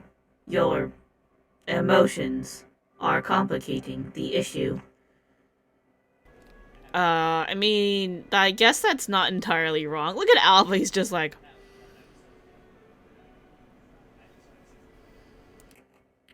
Tell me, which of these is correct? Yeah, which is correct, mister? Well, when you lay it out like that... I'm afraid my answer isn't like to win me any medals, so would you mind keeping this to yourselves? Yep, sure. I ain't gonna tell anyone. It's between you, me, and the robot and the bird. There's this unspoken thought that we're outmatched on the battlefield. Certainly. But the real reason I'm not demanding restitution has little to do with weighing the odds. The simple truth is, I'm so caught up with the simple survival that I've no strength to spare for past grievances. The same goes for avenging my comrades we've lost, be that my brothers in arms or Lord Quintus himself.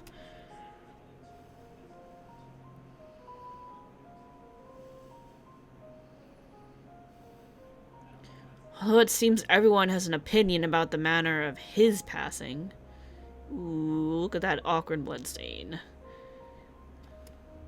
Some say he should have fought until the end, that he abandoned us to the enemy.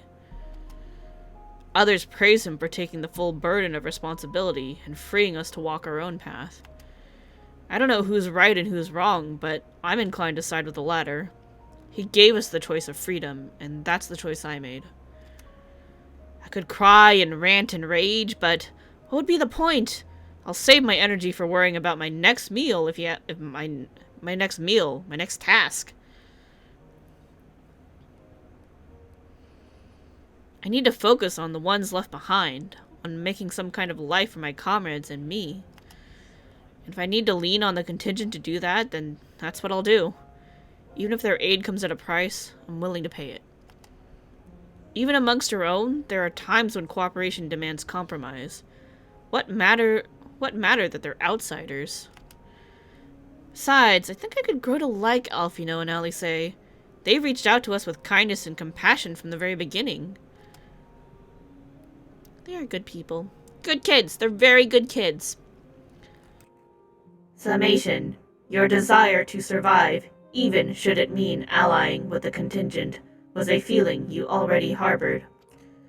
That your side has committed worse atrocities was the logic you invented later to justify your reasoning. Blunt, but accurate, I suppose. The heart is honest about what it wants, even if the mind takes a while to reconcile the decision.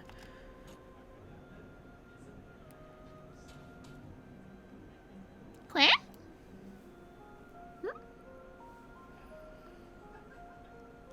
Well, this has been oddly cathartic, but I must return to my duties. There are wild beasts to cull, with watchfires to light, supplies to transport. Even without an emperor, there's no rest for an imperial. Be well, and stay safe. Bye.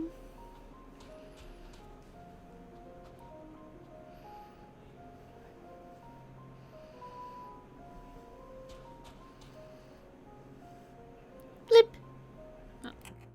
Blip. Upon review of recent input, I have arrived at an unexpected conclusion.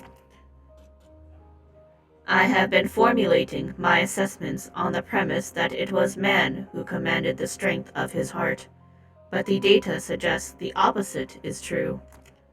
The surge of spirit, of feelings, of emotions, can entangle your thoughts to such a degree that even control over your own behavior is compromised. It seems a most counterproductive specification. This also explains why my interactions with mortal subjects have produced more confusion than clarification. It presents a formidable barrier to understanding. Yeah, we people kind of be like that. Oh, we're gonna go... Okay, we're going to the graves. Got it.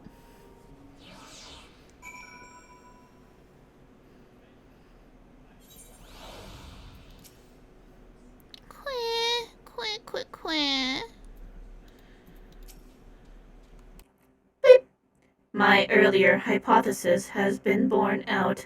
The suboptimal operation being conducted here is the result of emotionally compromised reasoning.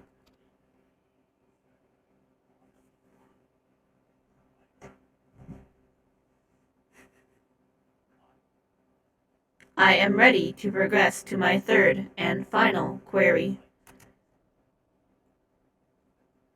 I would learn more about those referred to as ancients. It is clear that this group was a crucial factor of the final days, but the information contained in the report was insufficient to form an overview. Are we taking the little robot and Alpha to... Are we going to Elpis with them? Are we gonna, like, spring new kinds of creations that are robotic and cute little chocobos? Is this how we start chocobos? The Loperids are creations of the ancients, Oh, we're just going to the moon. and are said to maintain repositories of their knowledge. By my calculations, the base of these moon dwellers will provide the best source of additional data. Yep, never mind. We're not going back way back to the past with these two in our possessions.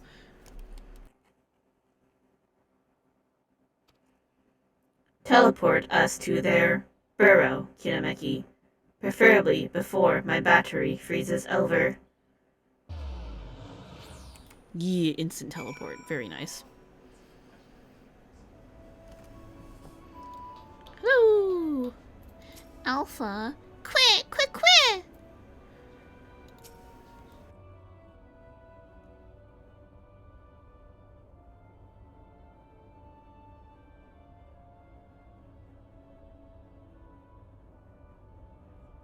Blip! Your teleportation spell was successful. We appear to have arrived at the location described as Bestway's Burrow.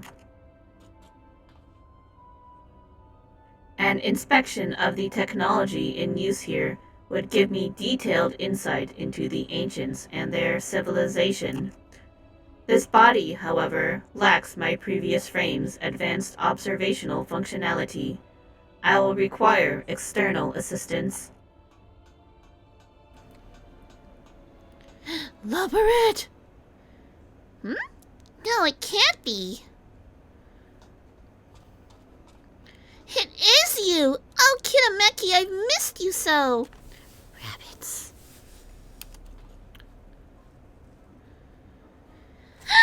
What's this you've brought with you? This soft, feathery vision? We've been outfluffed. Pack up the moon. It's all over. Why bother with barrel building bunnies when you could walk around with this adorable avian engineer? Just bake me into a pie and be done with it. Oh, don't worry about it. Alpha's just a plush, and we're just here to learn about the ancients. It's all good. Inspect our inventions? Wait, so you're not done with us? I wasn't truly worried, of course, and I certainly wasn't about to roll myself in dough and dive into Cooking Way's new oven. If a technical breakdown is what you need, then I am your Loperit. As the resident atmospheric regulation expert, I can field any questions or query you might care to pose. Zip! Acceptable. I will employ this being to guide me around the facilities. Your presence is not mandatory. Even locked within my current chassis, I am still an autonomous construct that has endured hundreds of your life cycles. I am capable of completing this simple objective alone. Yep, all good. Have fun. Alpha, you want to walk around? Are you gonna go with them? Alright, see you later. See you soon, Alpha.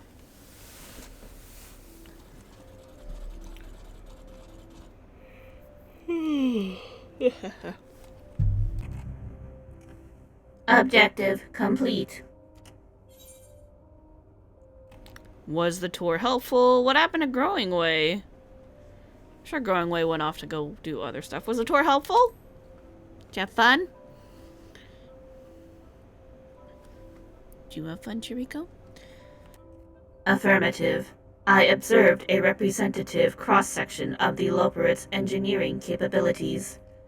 My guide required more time to confirm the answer to certain questions, but overall, we made efficient progress. Queh! Conclusion.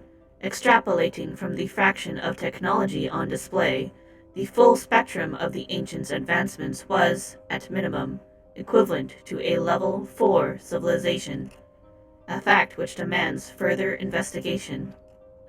Despite establishing a near-ideal society, these beings nevertheless harbored a weakness which invited self-destruction. In studying them, I stand to gain a greater understanding of Sir's anomalous decision. Queh! Goingway informed me that another type of ancient-made entity exists upon this satellite, the one they call the Watcher. So are Alpha and Omega just going to be chilling in the Watcher's library to read up on everything? I would speak to him. Yep, I could do that. I could take you there. Just teleport over. Might be a little easier. Then conserve your aether. We will ride this Argos to our destination, as you suggested. Not what I suggested, but sure. Sounds like a good idea. Let's go. How's Argos gonna feel to letting a bird and a little tiny robot toy ride on him? Gonna be interesting.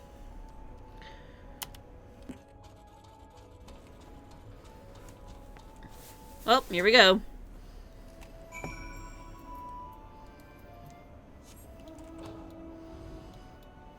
I'll be honest, I was getting ready to stop, but this just keeps going, and it's going in fun directions, so...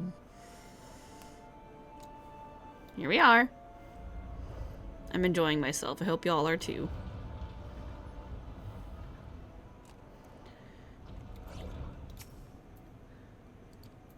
Argos is pointedly ignoring the existence of Alpha and Omega, so sad. Queh, queh! Queh, queh, queh! Boop! Impedance detected. The creature identified as Argos refuses to acknowledge our presence.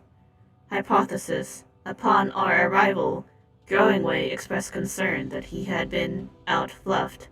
This suggests the existence of a fluff-based hierarchy. My station in such a system would be predictably low, but Argos is adamant in ignoring even Alpha. Its fluffiness level is impossible to gauge.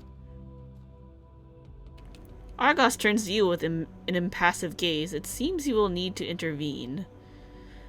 Hi, Argos. I need you to give me and my two friends here a lift to the Watcher. Just think of them as luggage. You are the fluffiest of them all, dear Argos. Let's call the doggo Fluffy.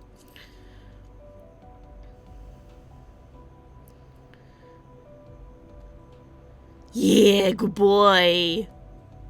Argos gives an exasperated snort before motioning to his back. It seems you have permission to climb aboard. Boop! You have secured the creature's permission? Curious. Is it your fluffy tail which provides such exemplary standing in the hierarchy? I got not acknowledged for being a Mikote? It's my fluffy tail. Clearly, I am the super fluff. Bleep! I have allowed myself to become distracted. Let us continue on to the Watcher at once. Do we get to see us ride? That's all I want. Damn it! Just boops us over. That's no fun. The hierarchy of fluff. Yeah. I'm clearly at the top, though. That's what he said. I'm clearly number one fluff. Look at my tail. It's so fluffy. Not as fluffy as Chiriko, though. Chiriko trumps me. See? Look at this boy who trumps me in fluffiness.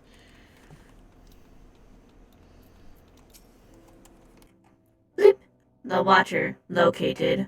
An estimate of this being's height explains the inconvenient scale of Bestway's burrow. Queh, queh, queh, queh!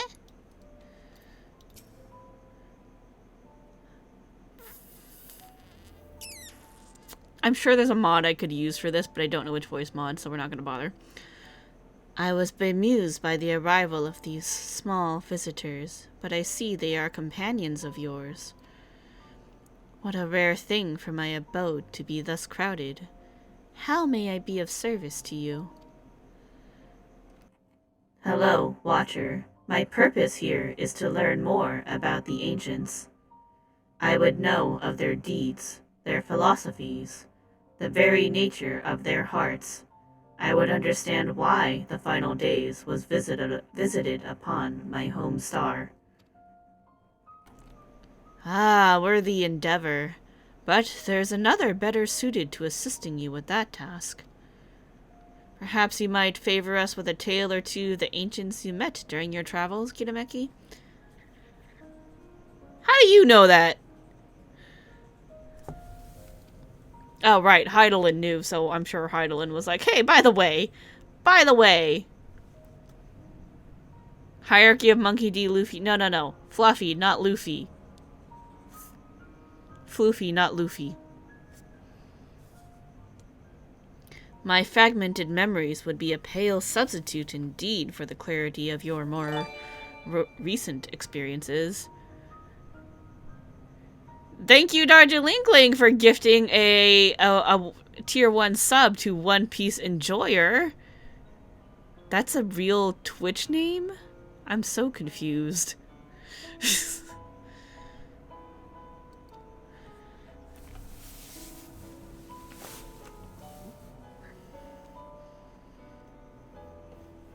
Well, thanks. I appreciate it.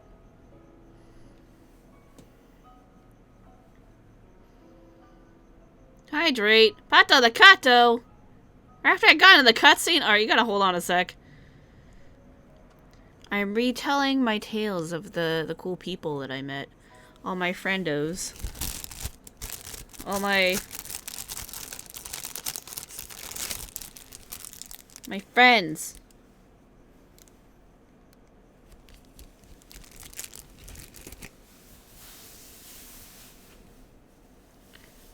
Alright. First, we pato this Kato because you redeemed Pato the Kato. So now we must pato this Kato.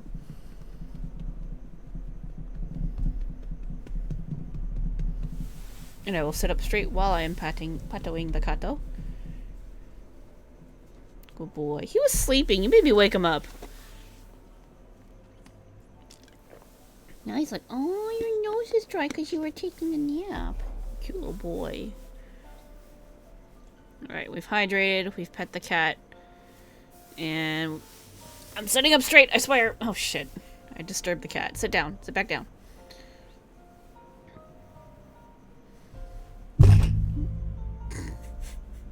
Okay. Alright, you do you, Chiriko. Okay, where were we? Yes, I can envision every detail. Your meeting with Vanan, Emet-Selk, and Hythlodaeus. The sorrow and determination of Hermes.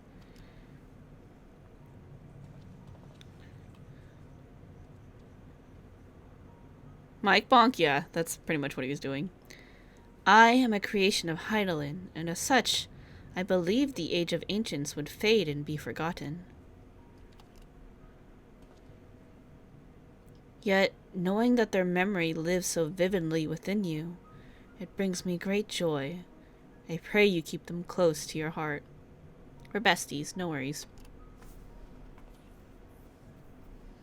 I'm driving the Endwalker mobile. Let me open it so I can maybe show you guys better.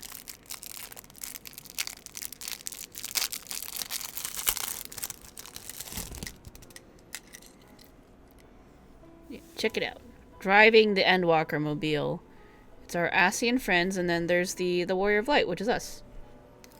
So that's us. Even if it's not, like, you know, exactly us, it's still us. Look at them wiggles. At the time of your journey to the past, the one whose essence I embody would have been a scholar at a niter. A shame. Had you reason to go there, perhaps you might have met. As a man of learning, he was firm friends with Vina. They spent long hours trading theories, or debating the laws of the universe. I remember joining her faction as the final days bore down upon us, yet of the events surrounding that tragedy, I recall precious little. Heidelin wished for the people of your age to decide their own path. Thus, I suspect my recollection was limited by design. Yet even she could not cut away one persistent memory. I feel most distinctly his sadness at what was come to pass. That in becoming Heidelin's heart, Vena would forever stand apart from the people she so loved. If she were so resolved in her convictions, then he too would share her sleepless vigil over the future yet to unfold. Thus was the vow he made to Vena as her transformation took hold. Her fervent wish must have reached her in some fashion. His fervent wish must have reached her in some fashion. For though his life was drained away by the summoning, he was reborn with new form and new purpose when I awoke as the Watcher of the Moon. And you heard, Kinemeki. You felt. You thought. And in seizing the future for yourselves, have you brought full circle the saga which Vena began.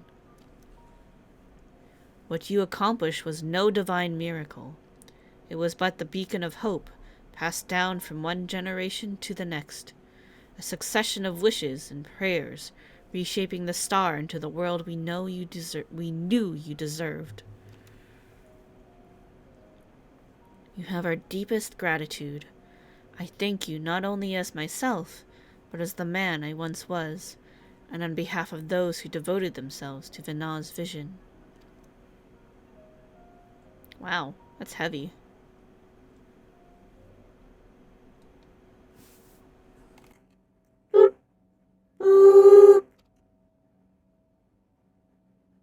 I understand the facts of your story, Kinemeki, but not how you have chosen to process them. On what grounds do you speak of Vena with such fondness? By sundering the world, she ultimately guided your kind to victory, yet in doing so caused irreparable damage to its individual members. The full scale of that act is beyond calculation. It is evident, however, that it resulted in a protracted period of suboptimal existence for Emet-Selch and his brethren.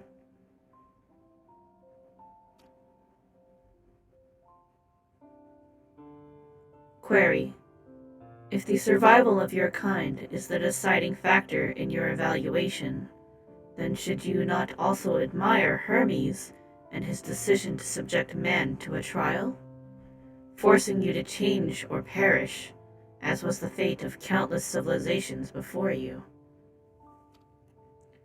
From my perspective, his determination was similar to that of Omicron's ancestors, those who first began trading flesh for machine so that our people might stand against the onslaught of aggression from other races.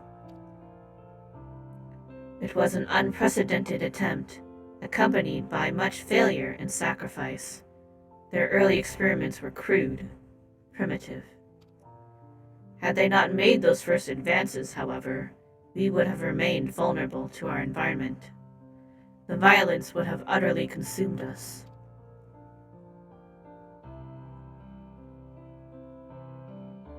And what of Emet-Selch himself?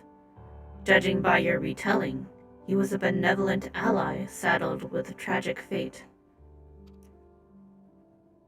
Yet, I remember the years when my instruments fed me data from events across the entire star.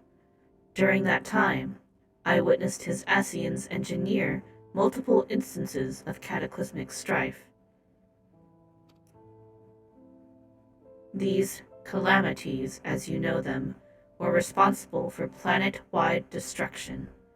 A man whose endgame relied upon the extinction of all modern mortals must, by definition, be your worst enemy.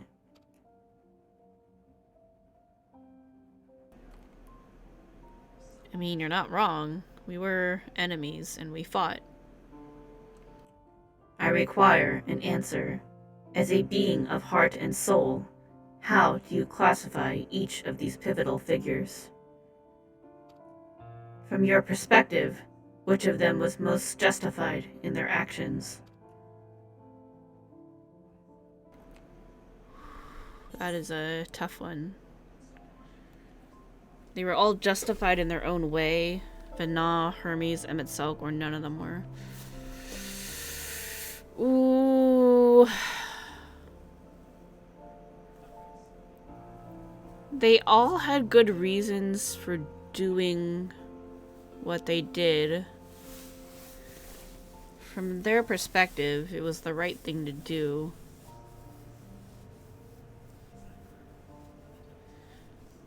I mean, Hermes, I would kind of feel like is the least justified, because I don't... but he didn't know any other way out is the thing. Like, when you don't know that there's other options, like, it makes sense what he did. But really, I think they needed therapy. They needed therapists. Like, therapists needed to be a thing. He needed a hug. A warm hug and some hot cocoa. And an ear to listen.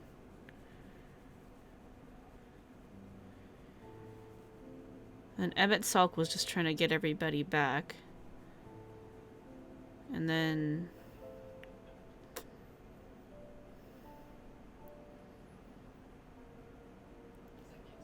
Finale, like, caused... he's right, Heidelin did cause a lot of suffering by sundering everyone, but it was for the greater good, so we would ultimately survive.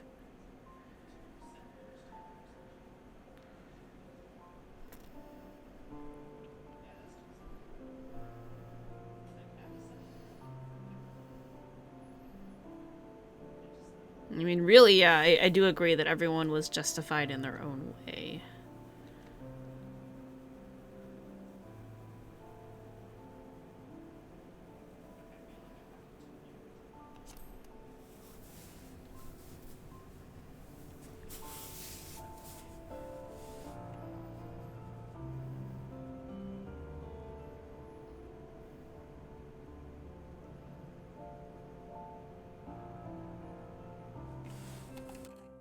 I think I understand. You seek a definitive answer, yet, based on our experiences, Kirameki and I might develop very different opinions. In the same fashion, you are free to form your own thoughts on the matter. Do not be so swift to consider them without merit.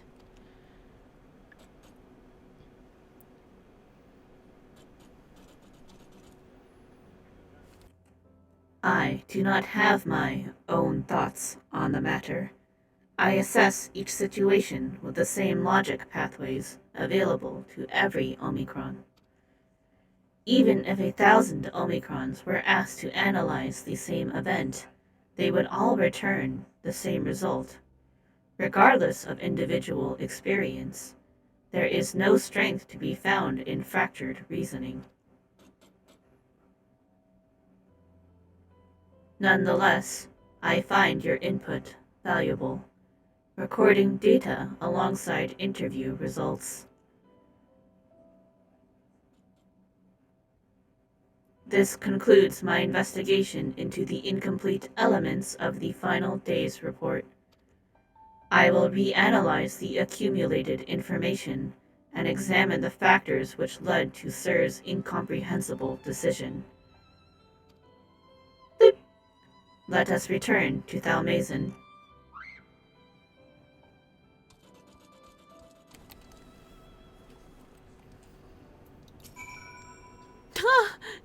Potatoes just suddenly showed up. It was pleasant to hear your tales of Elpis. Should you ever need an audience familiar with the subject, I'd be glad to listen to more of your recollections. Yes? Even with one's gaze fixed upon the future, we oft-times find our thoughts drifting to the past. 'Tis a shame that Heidelin never chose to speak of it. What do I want to talk to you about Elpis? Alright. Going to Thalmazin. We going back.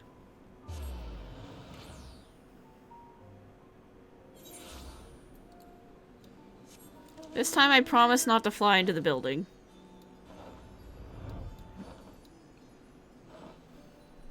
Yeah, we did it.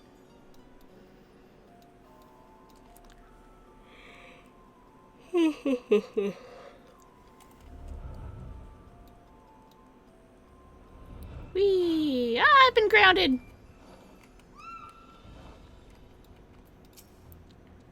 Quick, quick, quick!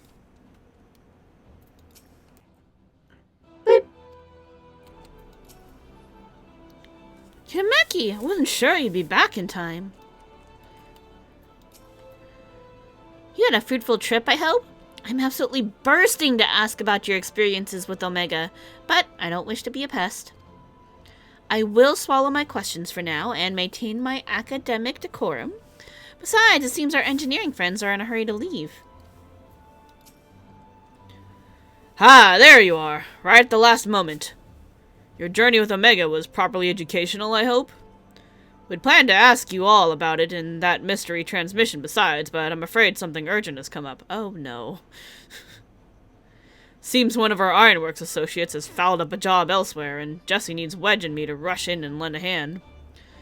There's an airship already waiting for us out in the harbor, in fact. You think you could escort us over there and talk as we walk? Blip. Acceptable. I am fully capable of speech during ambulation. I figured you might be. Right, let's get a move on then. Never heard ambulation used that way before, but okay.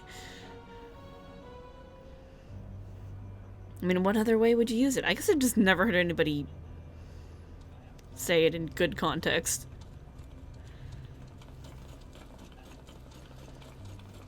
So, you've cleared up all those points of confusion then?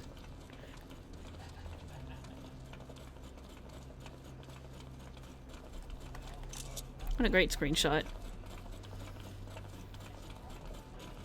I had mistakenly classified your intangible heart as an ability of some kind.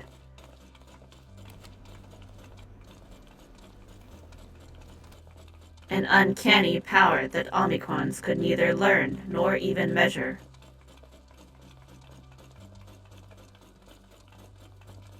Even now, its full nature yet eludes my comprehension.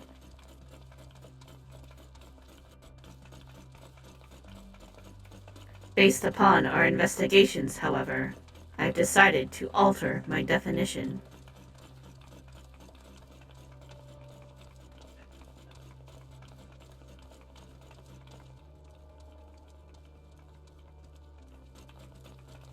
A phenomenon which influences one's interpretation of reality.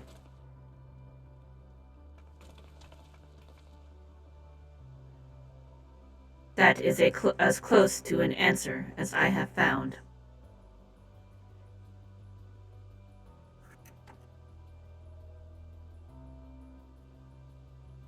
Accordingly, Sir's actions upon Meteon strongly indicate the presence of a heart.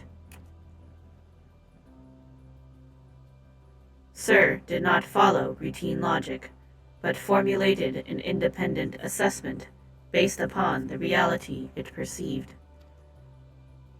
It felt the best recourse for the Omicrons was to cease their expansion and terminate all functions.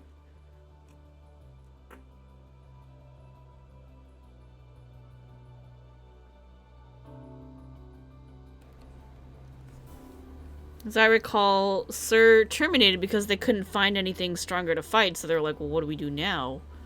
Our whole purpose was to defeat the strongest thing in the universe, so nothing could come after us, but now what do we do?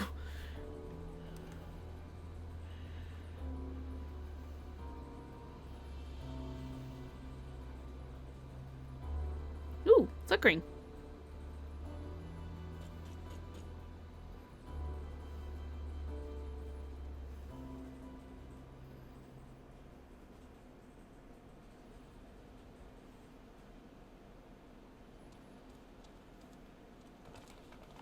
Well, here's our ship. Hi, we need to be going, but first, I'll hold you to your bargain, Omega. It's time you told us what was in that transmission from the flight logs. Blip. Acknowledged. I will uphold the terms of our agreement. The recording salvaged from the Ragnarok was a simple one. The message is so basic, in fact, that the time I spent listening to it may result in a net loss of value. Shall I continue? Now you're just teasing. Tell us the message already. Acknowledged. Converting dialect coding to local language.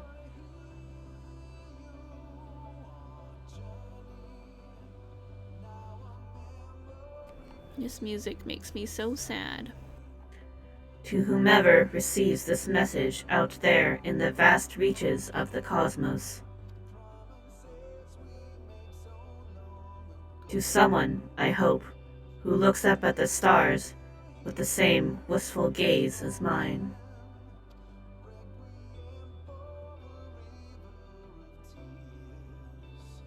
To you, I say, forge ahead. May all our tomorrows be blessed with joy.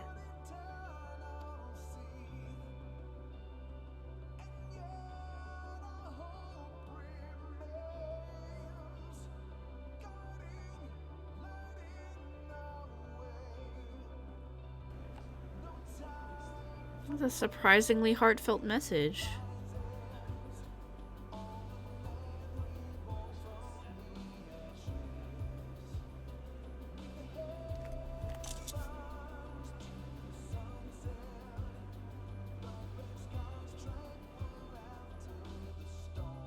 This message had no designated recipient. It lacks purpose. Is he talking in my head through Dynamis somehow?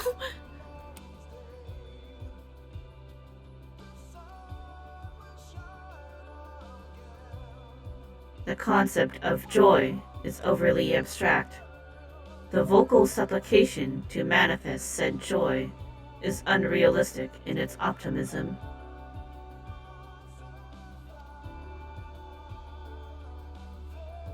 Yet based upon their expressions, Oh, internal thoughts. my assessment of the transmission's value conflicts with its apparent impact.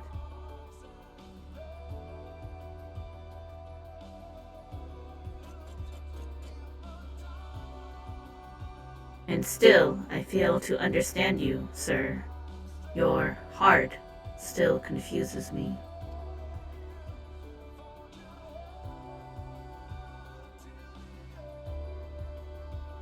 Was termination of everything the correct course? How did you arrive at this conclusion?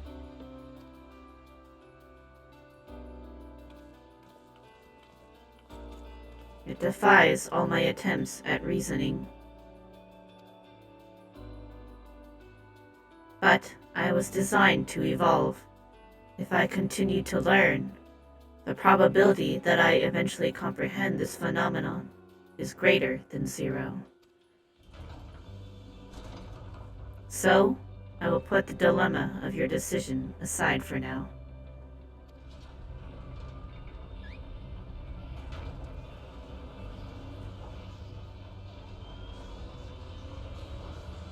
And continue my existence upon this distant star. As I dwell among these many life forms, so will I continue to piece together the complete shape of their mortal hearts.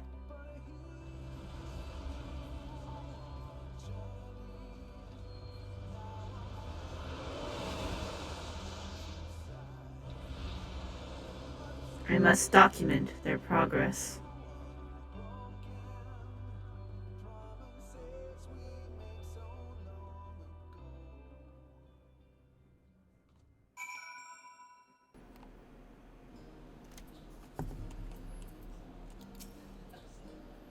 Quick, quick! Your contribution to my education is appreciated, Kinameki. Indeed, I have amassed a satisfying quantity of valuable data. Now that our negotiated business is complete, however, Alpha and I will return to traveling the world. Drawing on recent experience, I am confident we can expand the radius of our ventures by a significant margin. Queh. We need not limit ourselves to Eorzea. I am now familiar with Charlayan and Radzat-Han, and would also like to revisit the freezing climes of Garlip. Bloop! I neglected to instruct Biggs and Wedge to upgrade my climate shielding. Bloop! I will reroute my request to Deputy President Jesse. Engaging ambulation and parting salutations. Farewell, Kirameki. Bye, Omega. Bye, Alpha. Take good care of him. Alpha gives a vigorous shake and draws forth a scrap of paper from under his wing. Queh. It seems he wants you to have it. Perhaps this is his way of thanking you? An Orchestrion roll? Thank you.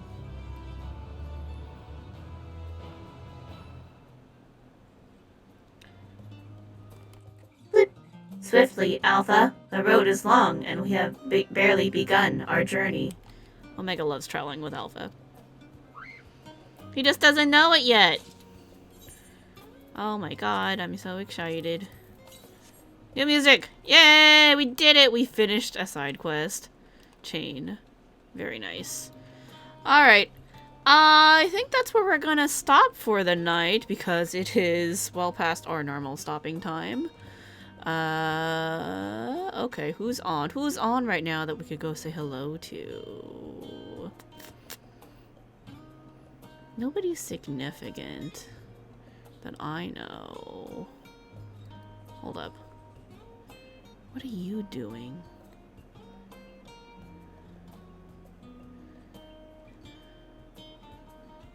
No. Okay, none of my friends are on right now. Alright, well, we're just gonna call it for the night here. Next stream is tomorrow for Variety Night, which, as we discussed, we'll be doing something. Probably Chrono Trigger or Cozy Grove. I'm kind of leaning towards I really just want to check out Chrono Trigger for a bit, because I haven't played it in a while, and I'm just curious how good the PC port is. I've played it on, like, every single thing. Why are you telling me to die now? Chrono Cross? I didn't buy it yet, so too bad. You gotta wait. Or you can buy it for me, and then maybe I'll play it. Anyway, why are you saying goodnight, die now? Does it mean die now? Well, I'm gonna keep assuming. I'm gonna make shit up and assume it means something different every time until you tell me what it means. How about... No, I can't say that one out loud.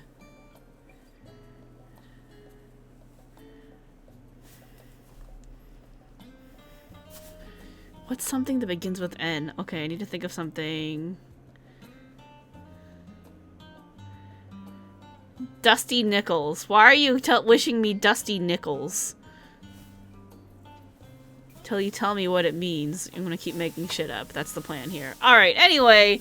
Thanks everyone for watching. That's everyone who stopped by. Thanks again, Wizard, Vic.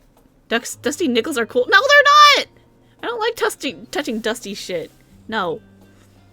Plus, when they're dusty, they're usually, like, filled with other crap, too. So germy. Needs to be washed. Anyway, thanks again, Wizard Vic, for the raid and for the resub. Thanks, Darju Linkling, again, for the gift sub to One Piece Enjoyer. And thanks again, Dr. Lupon, for the raid as well. So, yeah. Thanks, everyone, for the lurks. Everyone who stopped by. Really appreciate you all. Have a wonderful night. I'll catch you guys tomorrow, hopefully. Alright, have a good night, everybody. Bye!